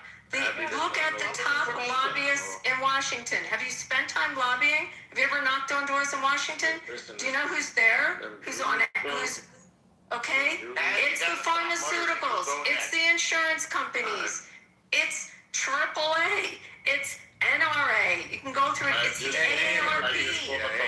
AARP is one of the top. I just pulled up the list of the top 10 largest lobbying groups according to Zibia.com. AIPAC isn't in the top 10. Thank you. It's not in the top 10. Not even in the top 20. The number one is the National Association of Realtors, which we all know is a Jewish front group. Give me a fucking break. Then the American Chamber of Commerce, number 2. Right, I forgot about the Chamber of Commerce, Ben. That's a big. The Pharmaceutical Research Manufacturers of America is number 3. American Hospital Association is number 4. Blue Cross Blue Shield is number 5. So again, not AIPAC. Keep going, Ben, because there's lots of other Meta ones. Platforms, number 6. American Medical Association is number 7. Number 8, Amazon. Again, I guess a Jewish front group, according to this jokester. Business Roundtable, the NCTA, and APAC, and fucking NPC. I almost called you APAC, which is hilarious. NPC, I was going to bat for you so you could open your mouth, and immediately you stuck your foot in it, dude. Yes, I'm a Christian. I'm pro-Israel because they're an ally. Because there's one free country in that entire fucking region. There's one free country. That's it.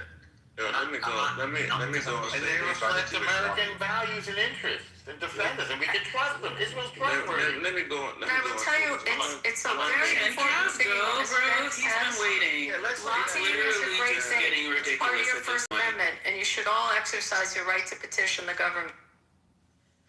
Guys, go ahead. You've been waiting patiently. Thank you. Why do I have to wait that long? Because some of the people were talking. Now it's your turn. I apologize that you had to wait for 10 minutes. It's cool though. It was like 20 minutes, but 25 minutes. I'm sorry. I'm gonna make it short though. I don't know why people are saying missing the point when they say Jews run the world. It has nothing to do with just Jews being good at things. It has something to do with the intention of how and why they want the position they have and how they got it. We don't want that position. But let me go though, bro. A lot of corruption, a lot of lies throughout history. They've done a lot of bad things. Now, I'm not talking about all Jews. The structure is Jewish people are real people, and a group of bad people pose as Jewish people. So they're not. It's not all Can you give me an Jewish example thing. of somebody who poses as a Jewish person? Like the Rothschilds and shit like that. They're not Jewish. These are real people. Yes, they're not Jewish. They're all Christian now, the Rothschilds. They converted. Here's the thing, right? I don't buy that. If y'all buy that, right? Well, we know it. I mean, you could buy. I wish they were Jewish. I would like their money. It's like somebody How would you know different? It's like your whole life belief, and then there's people like me that know about these people, and now they want to be Christian, bro. It's not real. It's just a facade. People don't know facades. Where did that information come from? Have you ever met a Rothschild, guys? And here's the thing, right? Throughout history, it's not like people are just saying this now. Everybody's been saying this throughout all of history about. Yes, people say bad things of black people too, and I call that racism. What do you call it? Simple. They've been But saying this about. Kaz, people say bad things about black folks, and I call it racist. What do you call it? What do you mean? What's the point you're making? Well, you said that people say bad things about Jews. I call that racism too. What do you call it? No, but people have been saying specific things, and I'm Yes. talking on a big Yes, they stage. did it about black For folks too, and example, then they for example, so what Jewish Yes. people do is No, wait, Kaz, I'm asking you an important question. Kaz, wait a second. People enslaved black folks. I call that racism. People said that they were bad things. I call it racism. What do you call it when they call Jewish specific things? Whether they call Jews lazy, or they call Jews stupid, or they say Jews are on welfare. I call that racism. What would you call it? Well, as I said before, I said a specific group, not all Jewish people. Yes, a specific group. I would just say all black people are not like that. All Jewish people are not like that. But all Jewish people are not like that what? happen to run everything. Run what? They have bad intentions. Who has a bad intention? They spread a lot of pedophilia. Jonas Salk had a bad intention, Kaz? Did Jonas Salk have a bad intention, Kaz? You know, and then they want to lie about things like the Holocaust. Albert Einstein had a bad intention, Kaz. You know, they want to lie about the Holocaust. So do we call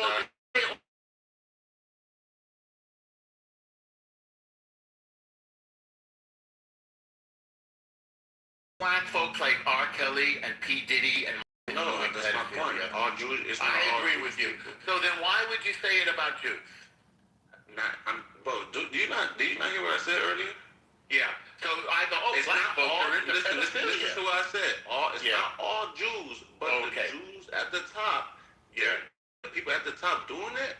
They happen to be Jewish. Okay, who is a Jew at the top? It's a lot. It's families. Name one. It goes on families. Dude, who is a Jew at the top? I just gave you some. But they're not Jewish. This one. They are Jewish. No, they're not. Kaz, they're not. So give us a Jew at the top. Who's a Jew at the top? Bro. They're Jewish. Dude, there's something wrong. You're talking something wrong. I want to be one of these Jews. Michael Bloomberg. Okay, what did Michael Bloomberg do that was bad? He was mayor of New York. What did he do? The city got safer. You don't like Michael Bloomberg? The company. I don't know. I don't live over there. I was trying to help him. What did he do? What did he do that bothered you? He said he did evil things. His crime was being Jewish, obviously. That's he took $1 a year. He has no evidence. Kaz, hold on, Norm. Kaz, don't say she. I was just giving an example. Who is Jonas Salk? Who's Jonas Salk, Kaz? Do you know what polio is? Did you ever hear of polio? The sickness? Yeah. What about it? You don't have it, do you? Do you have any relatives? Do you have any relatives that had it? I don't know. I don't recall. Okay, you know why they don't have it? Why? Because Jonas Salk invented the vaccine so that nobody has it anymore. So here's the thing, So, and guess what about Jonas Salk? He's Jewish. Yeah. And then Saban, they gotta put it in little sugar cubes so you can have it in school and make sure school kids have it. This is important. So you see it like that. Shall I keep going? I see it. The way I see it. Here's the thing. This is why there's a Do lot. you think we should still all have polio? Abby, I'm responding to you. Do you know what he charged for the polio vaccine? You're saying a Jewish person, right? Yeah. There's a sickness, and he made a vaccine for it, right? So you don't listen to this. I'm saying this. And you know what he charged for it? Here's what I'm saying, bro. Wait, we didn't finish the lesson. You know what he charged for it? It was totally free. Knowing how to do it. I know. I know. We on the same thing, but people all bro, no, you cannot talk and you want to over-talk me, bro. Like, no, dude, I waited all that. No more fragility. All right, go ahead. But basically, you guys see it like that. I see it like, first of all, they knew what it was. They probably had something to do with it. And the vaccines are not, they are. Like, bro, these vaccines are Holy shit. So you're saying Jews brought polio into the world so that Jonas Salk could figure out how to cure it and take credit? Is that what you're saying? I think I just heard him say that. Did anyone else? David, did you hear him say that? The story you think it is not really that. I heard him say that, Vaccines, yes. You shouldn't trust the vaccines. Point blank period. How do you even react to You this? didn't know what polio was. People just test these vaccines out. People test these vaccines out, and there's a lot of bad Oh my You don't God. know what polio was. That caused a lot of business. He's not You're trolling. wanting to live Trolling at all, bro. Right, it's exactly. He's really not trolling. He really believes I it. don't think he's trolling at all. No. Okay, so this is like. I'm not trolling at all. This is what You're actually they create the problem. Yeah, he's like incredibly anti-Semitic. Like honestly. Problem they create. Why? It's just Because they want to that's what happened. Bill Gates. That's what happened. Look at the Epstein. Oh my gosh. How can you guys do this? Look at Epstein. all of the You think Epstein's not tied to these people? He just said all of the Epsteins, guys. Literally, he just said all of the I Epsteins. said, look at Epstein. No, you said look at all of the I Epsteins. said, look at Epstein. Okay, all right, let's go one at a time. Let's try to elevate the conversation a little bit. For the record, no, Jews did not invent polio. Jews did polio vaccine. You would know if they did? Yes, of course. They wouldn't put it. Apparently There's no such thing as inventing polio. It's No, but you guys did, but Normo, you guys did invent the transgender surgery. What are you talking about? Y'all push that transgender shit. Let's move on. All right, Oh my goodness. thank you for lowering the intelligence of the room. Let's move on. It's so unfortunate because, you know, this kind of rhetoric actually is like a double-edged sword. It like hurts you guys, like the people in the room, to keep hearing this kind of narrative, and it simultaneously disables like all of your contributions in a fast swoop.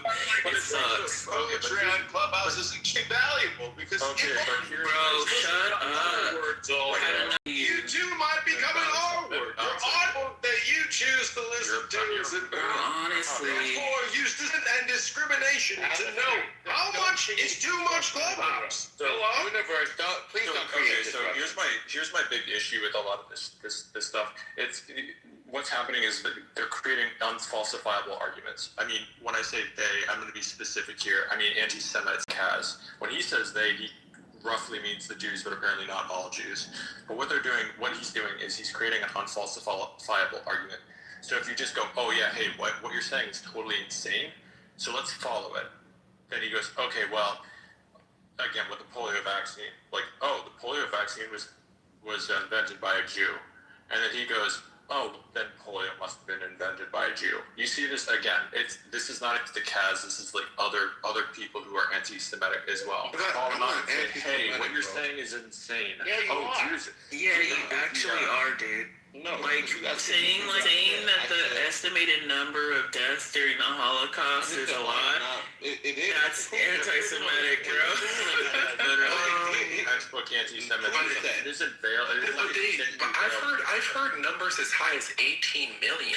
No, but that's not the direction he's going. If he's saying let's not be intellectually dishonest, let's not be intellectually dishonest and giving. What do you mean? No, and giving Cass credit. It's as high as 18 million. But we're talking about the person here right now. Here right now, those estimates go down and not up. So to not be intellectually dishonest. But I genuinely think that the mainstream numbers are overrepresented. By how much I don't know, but I do think the mainstream numbers are overrepresented.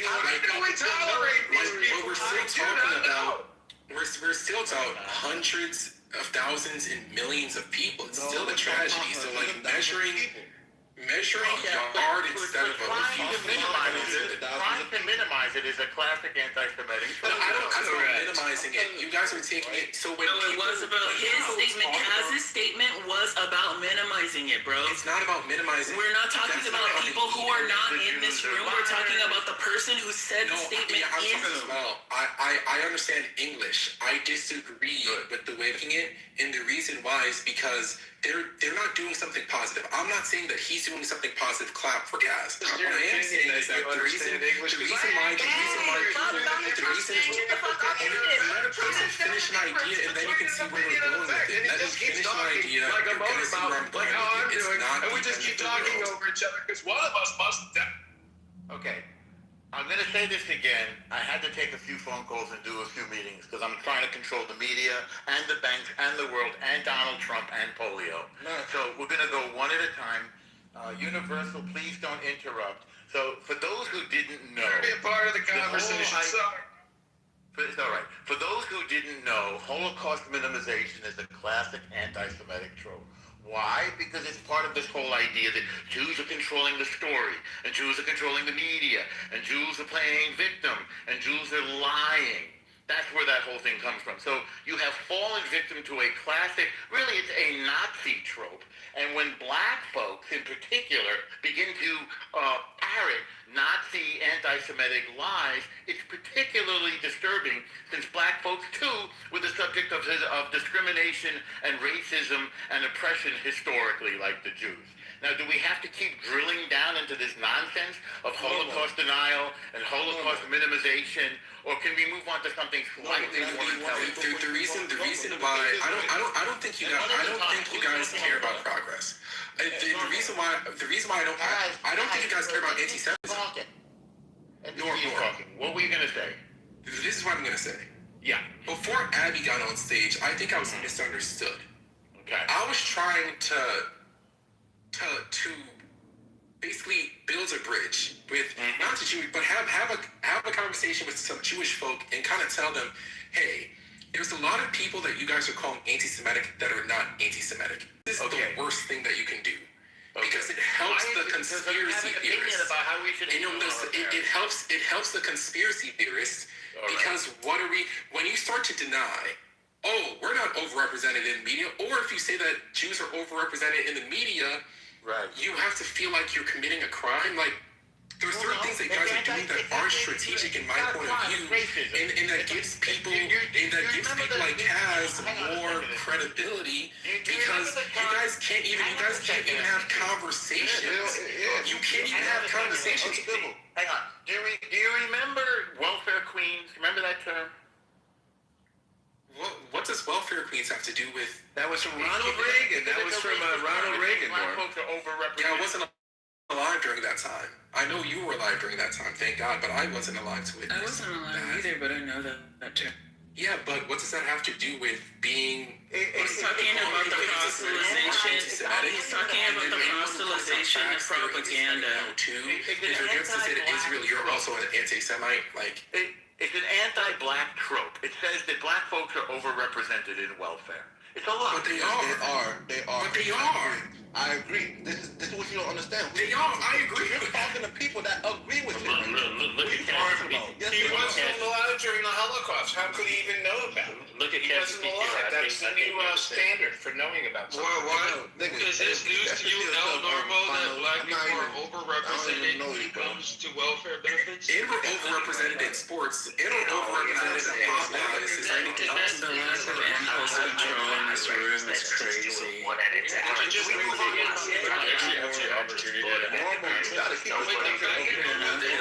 so sorry.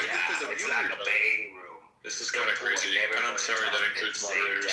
Norm, did you just learn something today? Norm, you gotta control. No, I'm trying to teach you about racism, and you're proving impervious. But here's the thing, Norm. So why don't they try different strategies? Oh my God. People say this, right? People say people are racist against white people. Black people don't like white people, right? And I tell them, do you realize only a small majority Black people don't like white people. Where do you get that from? Bro, can you shut the fuck up? Please. No, you can shut the fuck up, bitch. You look like a thumb, nigga. Who is that talking? Nigga, you are a thumb, bitch. Like this. Oh boy, now we got black people on black people. And I tell black people, like, bro, you realize only a small percentage of white people owned slaves back then, right? I'm that type of person. I'm not caping for anybody. And I'm telling you, that 6 million Jews, that's been a folktale in the Jewish community. Not a folktale. Let me land it, bro. Before you cut it, bro, I'm here to listen to you, bro. Just let me say my say, bro. Okay. All right. I mean, thank you for your participation. It's enough already. It's a folktale. It's a lie. It's the Jews are controlling. It's enough already. I've heard enough nonsense from this guy. I'm here to tell you that it's a folktale. Okay, it didn't happen, right? I mean, my mother lived through it, but she must have been dreaming. And by the way, all those dead Jews, any minute now they're just resting, and any minute now they're fixing to get up and walk. So, thank God for that. They're all coming back to life. It was all a big misunderstanding. The craziest part, Norm, is that it's the most documented thing ever. These motherfucking Nazis, they were proud of it. They didn't deny it when they were put on trial. said we were following orders, but they didn't say we didn't do it. They did it. It's the most documented thing of all time. It's like October 7th, the terrorists who like go out there and they're videotaping themselves raping and killing people, and then people say, oh, they didn't do it. You know, there's always going to be somebody, you know. I mean, God bless Kanye. Kanye said that slavery was a choice. I guess this guy must agree with him that slavery was a choice. Yeah, but the thing is that when Kanye said that, I believe that people get to say like things that they believe in some instance. But at the end of the day, y'all can talk all the shit y'all want, but people notice patterns, and I think that free speech is the best. Free speech is the best policy because if you guys try to stifle what people are saying, what you're going to do is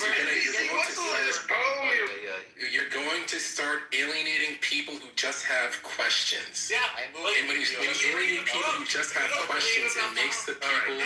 You're just trying to provoke people. Conspiracy theories. You just want to provoke people. You're trying to provoke Jews when you say the Holocaust didn't happen or it's a folktale, 6 million.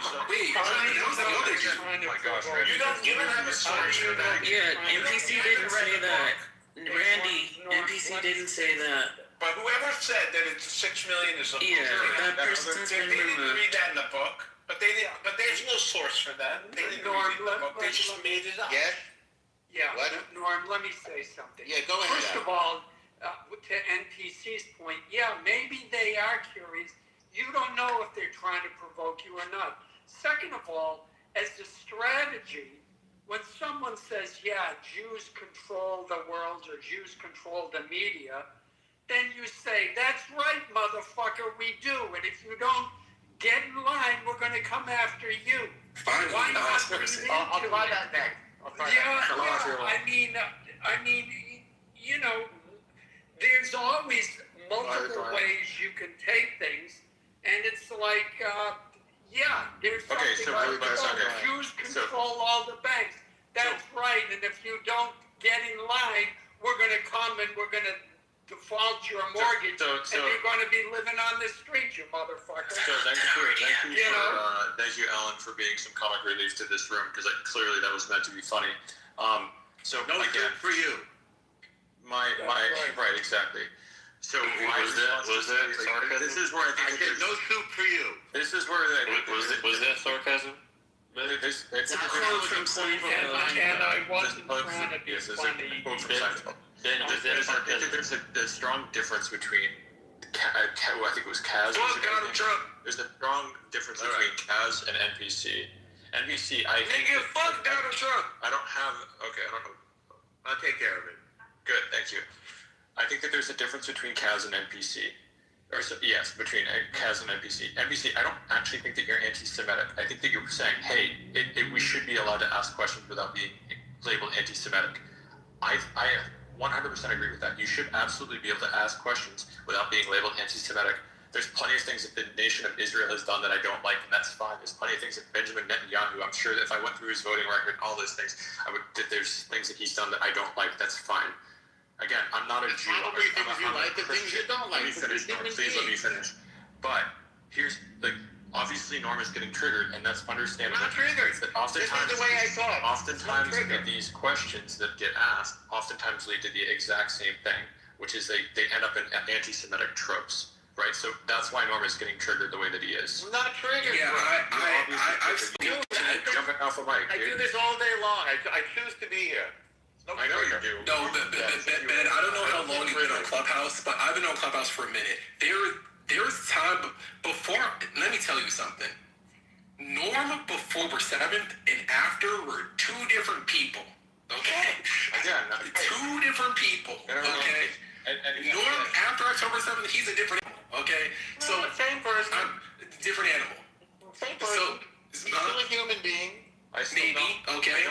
I don't think that like Jews being successful in certain areas of America means that they control those areas of America, or that there's some conspiracy theory here. This is where it's like, yeah, of course, there's things that certain people. Again, I mentioned this earlier. Certain groups do better in certain areas. Asians don't control math; they do statistically better in math. Ben. Did you just call Norm an animal? I can't go on stage. it's a different animal. Then you said maybe when he said I'm a human being. You said maybe. What was that comment? Because I call him Jumo. Listen, I have a tongue-in-cheek relationship with Norm. It's just different, you know. I call him Jumo. I don't know. I'm not sure who you are. Do I know you under a different name? Yeah. You tried to sell me parking space in Gaza like last year. Oh, are you interested? I was interested last year. No, but now with the prices and I don't know. Yeah, I'm not even free parking in Palestine. Yeah, I was in the room that you're trying to sell parking space in Gaza. No, I was giving it away for free. And can I'm going to make one comment because I have a dentist appointment and I'd rather have that pain than listen to some of these people. I just want to say that what happens in the Middle East is not decided by my synagogue or my kids' day school. And to come and attack us and go after us as we're trying to live our lives in America is anti-Semitic, is bad, is wrong. And dudes like Kaz are scared turning.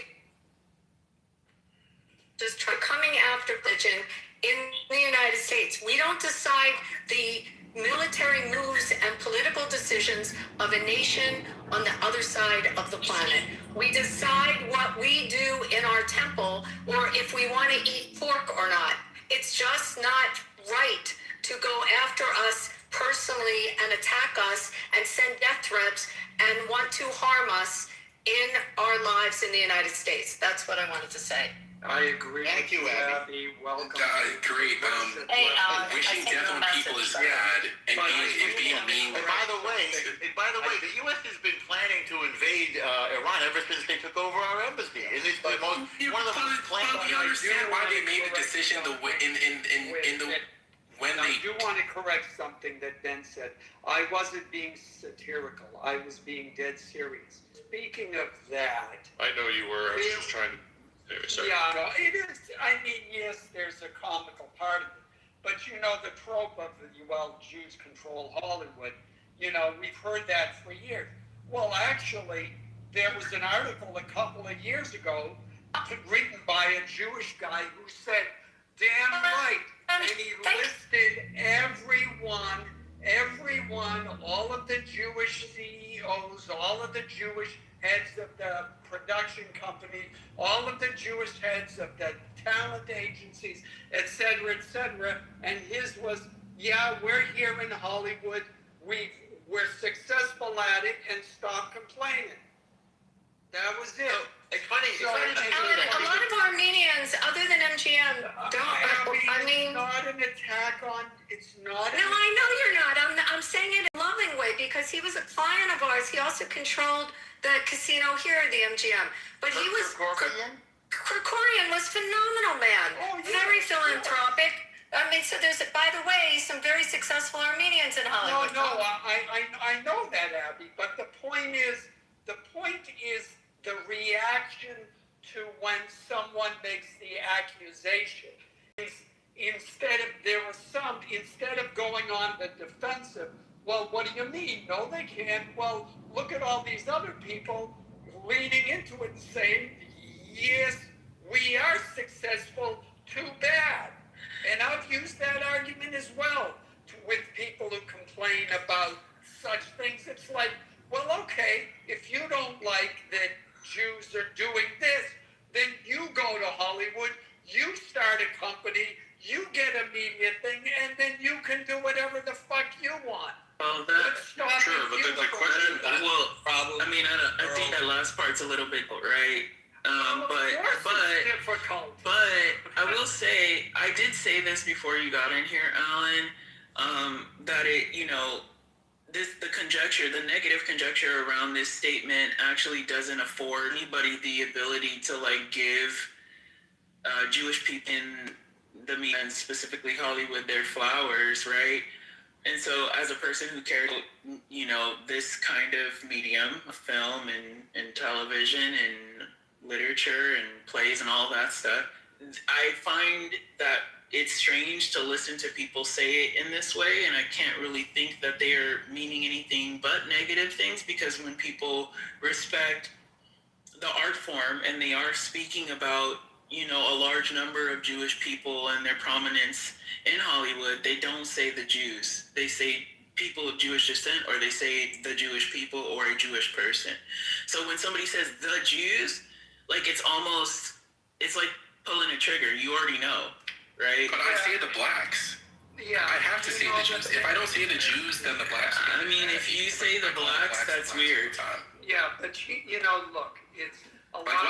What is with all these microaggressions? Like Alan, you're almost 80, bro. Like, what is with all these we have actual anti-Semitism. Why do we have to round up? This is the issue. Why are we constantly looking for different ways to round up to anti-Semitism?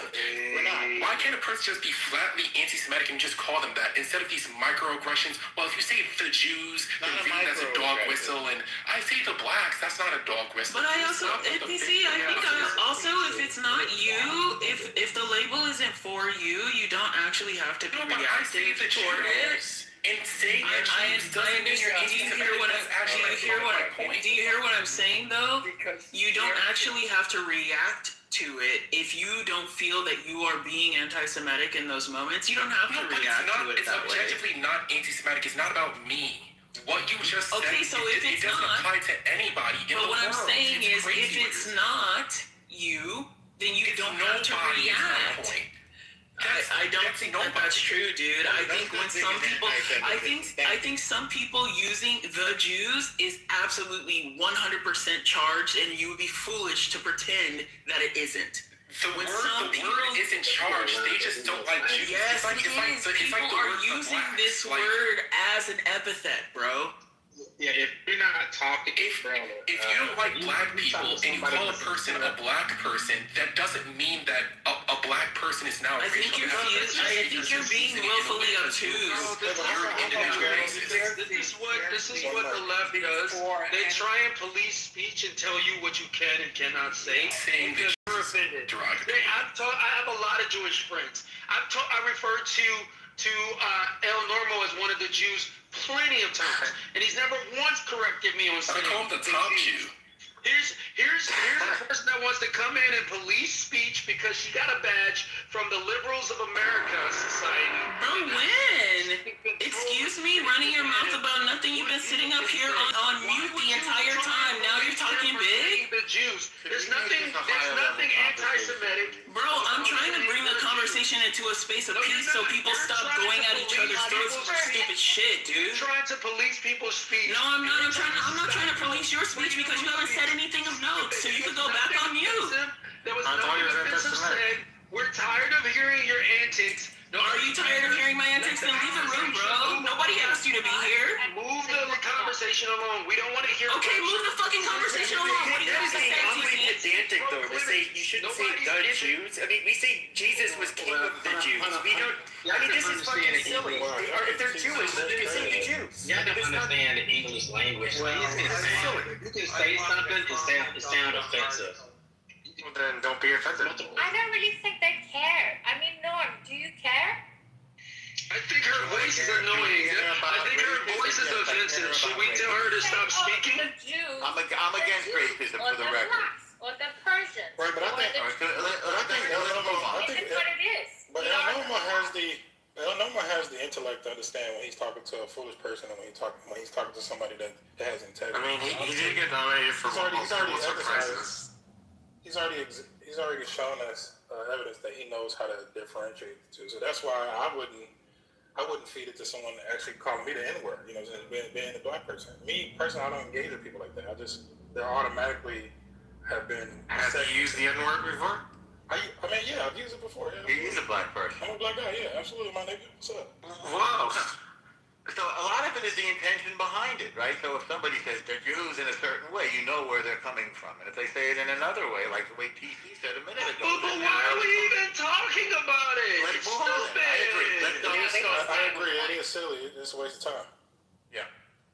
Well, I wanted to comment on the article if you want to get back to that. But don't say the article. It's offensive.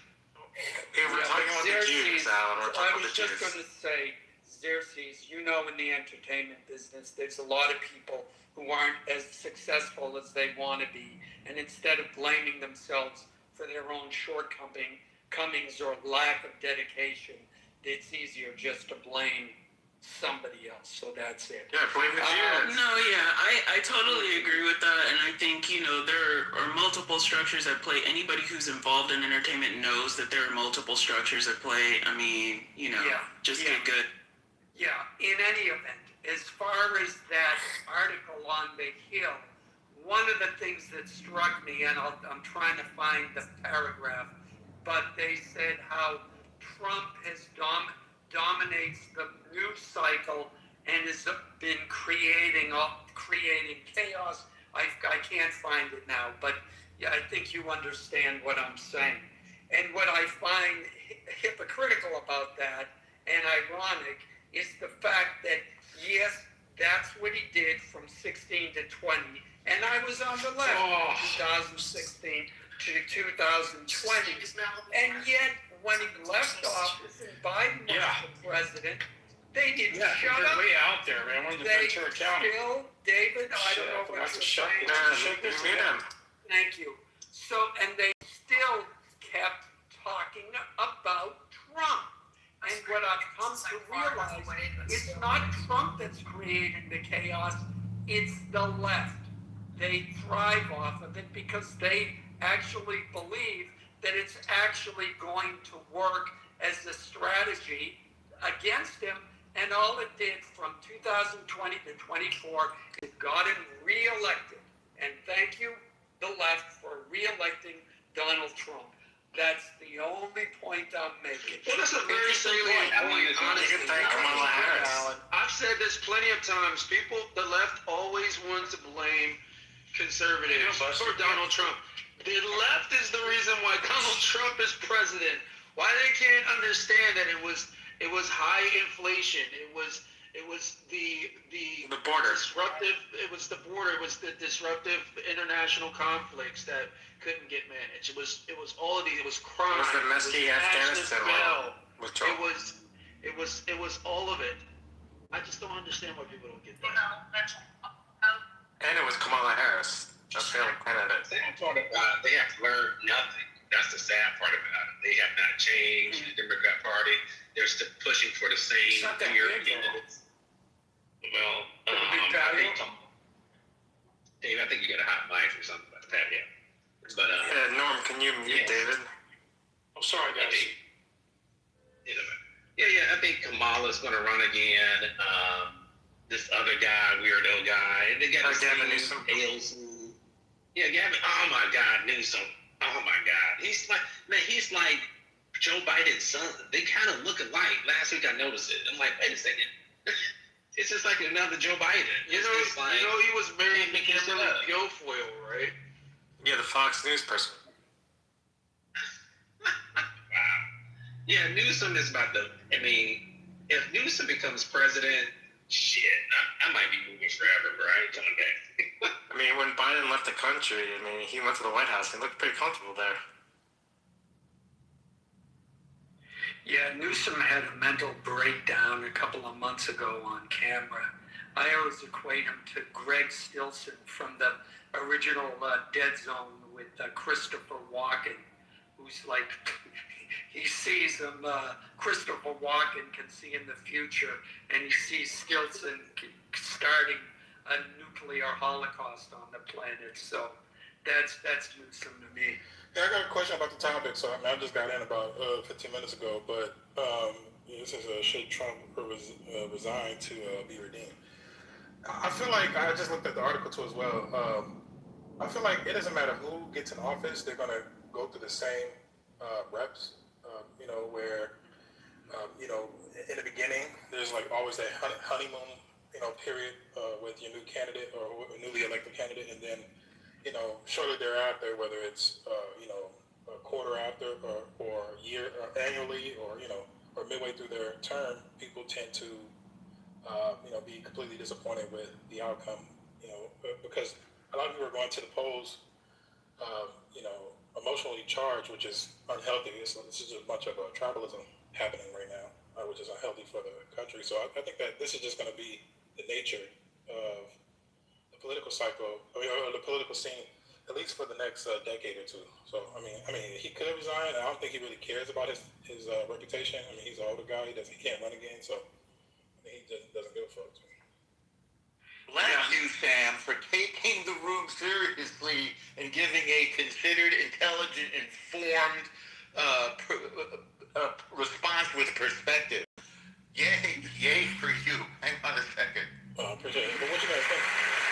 Yeah, now the bar is high. Nobody can be less intelligent than Sam. So you're gonna better think about what you say before you share. Well, I'm thinking about it because the other thing which I didn't touch on is the fact that the article assumes that everything Trump has done has been immoral and that he needs to be redeemed by it. And that's certainly, that's been the talking point of the left, that what he's doing is immoral. And, you know, one can ask the question, is it immoral to go against a oppressive regime in another country? I mean, this is the United States. We've declared other regimes immoral and have committed, you know, our military power to overthrowing other immoral governments, and yet somehow that message is lost on the left. You know, never mind the fact that, you know, the IRGC in Iran is oppressive to women, that they make them cover themselves because, of course, you know, if a man sees a woman's hair or any part of a body, he will instantly be thrown into lustful desires and have to, you know, have sex with that woman. So it's incumbent upon women to cover themselves. I mean, that's the reason why they dress the way they dress. And for some reason, the left seems to ignore simple things like that, and continues to say, well, Trump is immoral because he's trying to go against his government. But you know what I mean? Like, the immoral, you know, label is subjective, man. Like, it really depends on. Of course. Yeah, but the unfortunate part about it is that if you really think about how Trump has been really running the country right now, I didn't vote for him, but I got to give him a little bit of credit. He's been pretty much neutral, even though it seems like he's been all in when it comes to this particular Middle East. But for the most part, if you look at his entire ledger, he's been kind of like trying to play both sides. He's a little bit more of a liberal type of, or I'm sorry, the more centrist type of Republican versus you know, a hard right, you know, like far right or whatever. But like the neocons. What? Yeah. I believe so, bro. Hey, think about it though, because he has been trying to ceasefire for you know, a few months now. Even Ukraine and Russia ceasefire. Right. That's Armenia. He wants to strike a deal. He wants to strike a deal. Congo war. I don't. So let me tell you why Trump wants to strike a deal. Let me just finish my submission though, real quick. But yeah. No, I mean, look. If you think about it, again, somebody pointed out here the Ukrainian Russia war. I mean, he's definitely been trying to strike a deal. He wants us to get back to our lives. Yeah, and that's something on the Biden. Okay, our representative say, Trump, I'm ready, Trump. Come with the bad road, Trump. Daddy, jump in my bed. Change your panther, bro. Change your panther. Yeah, but I mean, I'm gonna go ahead and land there. But ultimately, I mean, look, like I said, you know, he can't really please everybody. I know he's trying to make the attempt to, and it's only an attempt. I don't know personally. I don't feel like he cares about how people feel about him. You know, I think that, you know, if somebody, you know, wants to put together an article like this, a journalist wants to, you know, put one of these pieces together, I think he's at a place in his life right now where he can care less. Yeah, so it's amazing to see like people's different perspective when it comes. The reason why Trump doesn't care isn't because he's a moderate. It's just his neocon friends gave him some really, really, really bad command after he gets into a situation that's fucking up. The reason why Americans vote Trump is because they're like, you know what, everything's in chaos. I have to choose between a shit sandwich and a turd sandwich. At least I'm going to choose the turd sandwich that I feel like the economy is going to be stronger. He's talking about populist issues. He's talking about bread and butter issues. The Democrats are talking about booty gang, transgender shit. Okay, we're going to vote for Trump. The markets are going to be better. he does the one thing. He does the one thing that it's almost like last year when Trump was doing all the deportations, and then he had to slow them down because the deportations were actually affecting his rich friends and their cheap labor. This is the same reason why he's trying to come to the negotiating table now, because he did something incredibly stupid. And now the markets are paying a price, and this is like the world's market. Like, even if this conflict gets solved today, the economic impact for losing that amount of oil, it's still going to affect us for years, even if this is solved today. This is a royal fuck up. This isn't him being bipartisan. This is him being bipartisan. Let me respond. The funny thing about NPC, he forgets the failed diplomacy that happened in Russia, in Ukraine, that Biden and Kamala failed to create, has repercussions. The gas prices on average $5 on average across the United States in 2022 underneath Biden. With those sanctions he put on Russia, right? Yeah, and I was against those. Hold on. Last time I checked, right? Ain't that like the third world's largest oil supplier is Russia? If you sanction them, dude, what happened in that situation dwarfs what's happening now in Iran. Iran had, they admitted they had 60% uranium enrichment. And they like egged it on, saying, what the fuck are you going to do about it? So for you to say something like, oh, that's so freaking stupid, that's a farce, bro. And number two, Donald Trump, his first election, the reason why people vote for him again, because he was right. The coronavirus did come from China. These motherfuckers knew about the shit. Talking about it came from some wet market. I remember I got my Twitter account canceled off that shit. Because I knew it came from the lab. And they was like, oh no, you get the fuck up out of here. People was losing their jobs over this shit. And come to find out, he was right. You know what I'm saying? He told us about the Democrats. Oh, they just want open borders. Oh, they don't give a fuck about the border situation, security. Guess what? We just went through Biden and Kamala. He was right about that shit. They don't give a fuck. They don't put us first. They tell you, these Democrats will tell you that in our faces right now. Yes, I don't give a fuck about you. Yes, I won't care about it. I want to get your money, give it to everybody else. I mean, damn, dude. This dude was right. He was right. Nathan, when we go back and forth, one thing that always amazes me is how you never acknowledge how similarly a lot of shit we agree on. And a lot of the shit that you said we agree on, that's the reason why I'm confused. That's the reason why I'm confused, because if you're going to criticize unnecessarily going to war that fucks up the economy, you pointed out the sanctions with Russia and how the sanctions with Russia was a double-edged sword. So how can you point out that the economic ramifications of Russia was bad for the economy, and then blame the Biden administration, which I agree with you on, and then when the Trump administration does this, which they didn't need to do because the whole entire proliferation is a lie. It's a lie. God damn it, David! You're cheerleading from the fucking audience, from the stage. Holy shit! To stop you right there. There is no dispute about the level of enhancement that are. The Secretary of State said the reason why we went in is because Israel made us go in. I trust Marco Rubio more than you. Marco Rubio did not dispute the enhancement of the uranium. No, but he said the reason why. He said the reason why we went in. No, the reason we didn't go in because that's not true. Okay. All right, I gotta move you to the audience for a second and give you a timeout, NPC, because we went through this before. Marco Rubio said that in terms of the timing, it was necessary to stop their nukes, stop their ballistic missiles, stop their sponsorship of terror, and stop their slaughter of their own people. Another big reason that we went in is because they were slaughtering their own people, which they've stopped doing.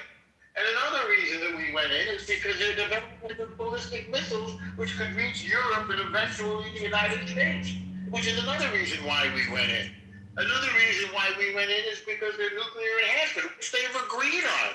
So for you to somehow try to deflect to Marco Rubio is fundamentally dishonest. We went through this whole thing before, then you repeated it, which is showing that you're not really listening. Who wants to go next? Yeah, I think we should let Manfinity go. Good idea. Let's get Manfinity. Yeah, go ahead.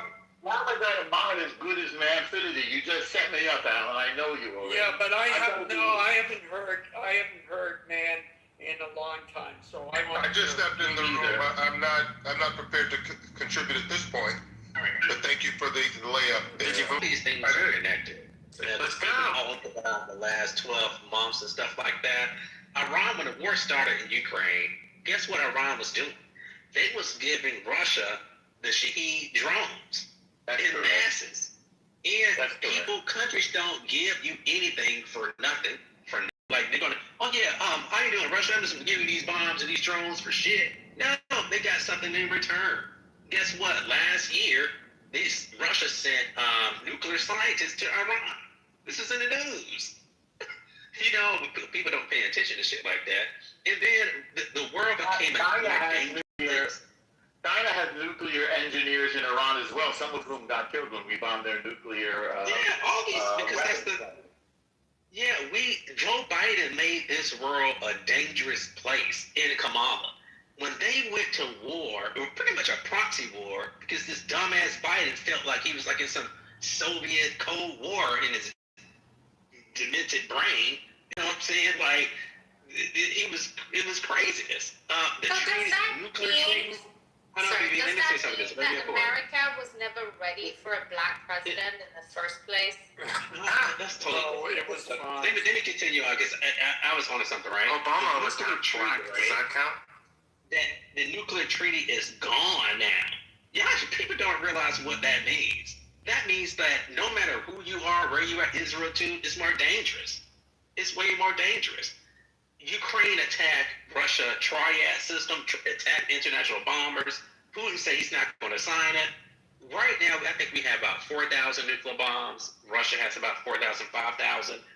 Now it's off the table right now. It expired last month, I believe. Now Russia can ramp up. See, back in the Cold War, we had like 50,000 between us and Russia. Now all these nuclear bombs is going to be ramped up. Hey, it's slipping to a terrorist hands? Maybe. Can they still off? It's hard to track down 50,000 or 80,000. We don't know what's about to come. That's Biden's fault and Kamala's fault and these dumbasses. And then number two, who the fuck? Iran is not a superpower. You know what I'm saying? They're not a superpower. Russia is. Well, they seem to be powering American and Navy and military, including Israel. Not so badly. So don't don't diminish somebody else's capabilities. But yeah, you're right.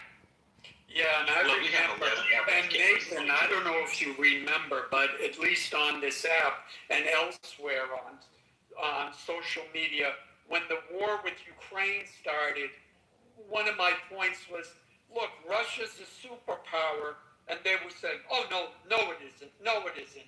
They're going to get beat. No. There's nothing to worry about here.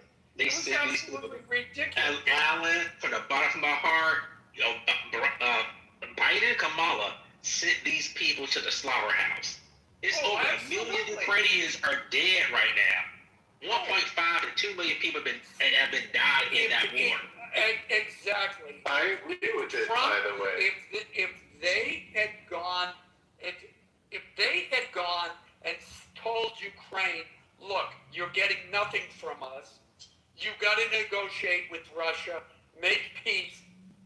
Then there would have been no war. They would have come to some agreement, and those people would be alive. Instead, the U.S., and this is what the U.S. is responsible for, push for Ukrainian NATO membership, which the Russians had made clear they didn't want. They made it clear for 8 years. And so then that's how this happened.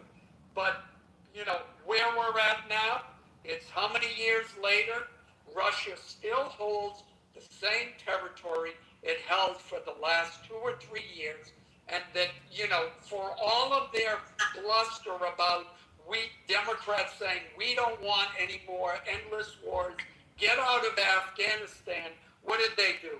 Biden pulled out of Afghanistan, and 2 months later, however long it was, Exactly. now we're back. About 3 months, right? Yeah. Right when he pulled, I remember right when we pulled out of Afghanistan, we told Ukraine, tell Russia and Putin to fuck off, fuck himself, and we went right to a principle. Alan, I have a projection for you. Okay, check this out. What I'm thinking, Alan. This is especially for you, but could be for everybody. Yeah. So Henry Kissinger was very brilliant in opening up our relations with China because it divided China against Russia. Now, or Soviet Union. Now, China is descended as a major adversary, and Russia has really been split away from them. So this is what I think Trump's big plan is. Because who's going to be the next big problem in the Middle East? Our old friend Turkey. And who is Turkey's biggest enemy? Russia. So what we're doing is we're getting a little closer to Russia, dividing Russia again against China. China is a big funder of Iran and a big customer of Iran. And it'll be the United States and Russia against Turkey, and they'll finally get what was coming to them going all the way back to the Armenian genocide. That's my theory. What do you think about Turkey as a I'll tell you what I think, Norm. Yeah. I think that's a good idea. The problem is, now I haven't been on top of it lately, but Russia was making deals with Turkey in the last I heard, which would kind of goes against what you just said. I just made that up, you realize. It was pure speculation and fantasy. Oh, well, good. Well, it's not But to be honest, I think it's better to get Iran up and running rather than start speculating on first, because they're not trustworthy. I will tell you something else, Norm. The problem with Turkey is that they are in terms of geography, they are in the sweet spot between the Middle East and Europe. They know it, we know it, everybody else knows it, and nobody fucks with them, because if they do, it's a problem.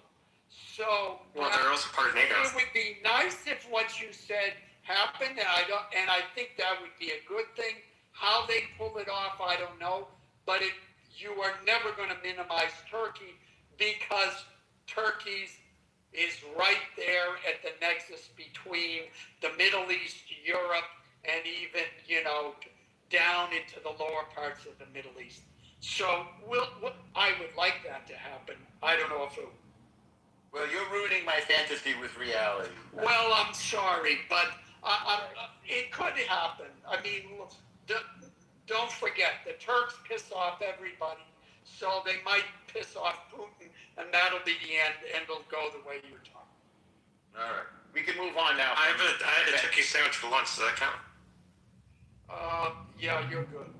By the way, Nathan was saying, is Nathan still here? Yeah, Nathan was saying before that he got his Twitter account canceled for saying that it came from a lab.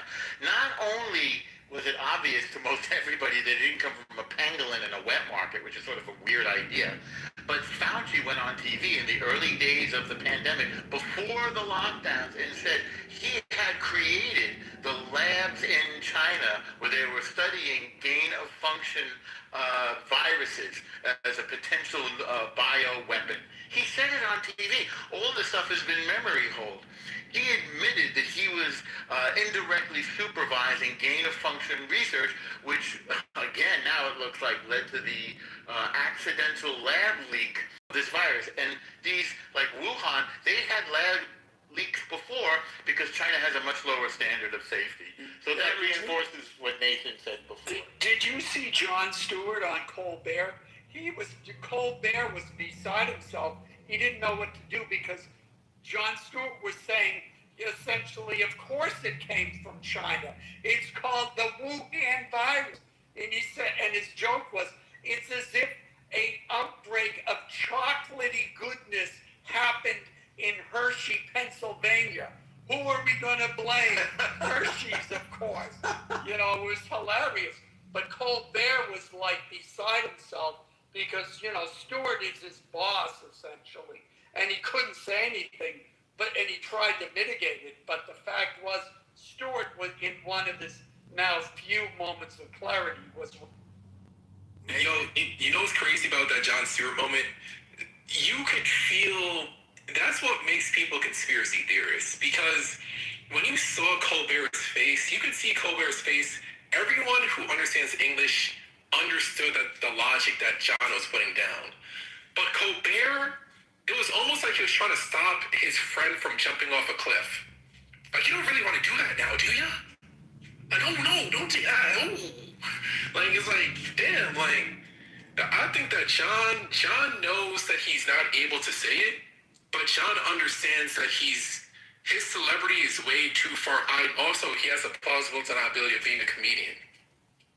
Everybody knows that shit came from a lab, man. I didn't even know you and John were In China, right? Yeah, me and John are best friends. Yeah, but it's also very coincidental what happened straight after with Russia and Iran, 7th of October. It's like, when the world was at its weakest. Under Biden. But they wouldn't dare to do that during an American Republican governance, would they? I don't think it matters. Honestly, I think that we should be past partisan lines as Americans at this point. I don't think for the working class American, playing partisan politics does us any good whatsoever. Like, the differences between the parties aren't big enough to where I can write somebody off for voting D or R. They're more similar than they are different. And then, honestly, the president is just the biggest scapegoat in the country. He's just the person who we blame for all of our problems when things are going bad, even though most of the things that are affecting us now are policies that were written 10 years ago. So that's just what it be. Like, we just find a person to blame, and the president is just the most popular person to blame if there's a problem. Sometimes it's their fault. A lot of times it's not. Why is it that we get the Black Americans behind a president like Trump? This is what I don't understand about minorities in America. Yeah, to your point about the differences between the parties, come to California. There's a big difference, number one, and number two, that, there's old saying, the way California goes, so goes the nation. They're trying to, the same policies that they've implemented in California, that's what they're trying to get on a nationwide scale. And those do affect the middle class and working class, definitely. Because if you own property in California, they're trying to tax the shit. They're trying to get rid of the current tax structure in California, and it is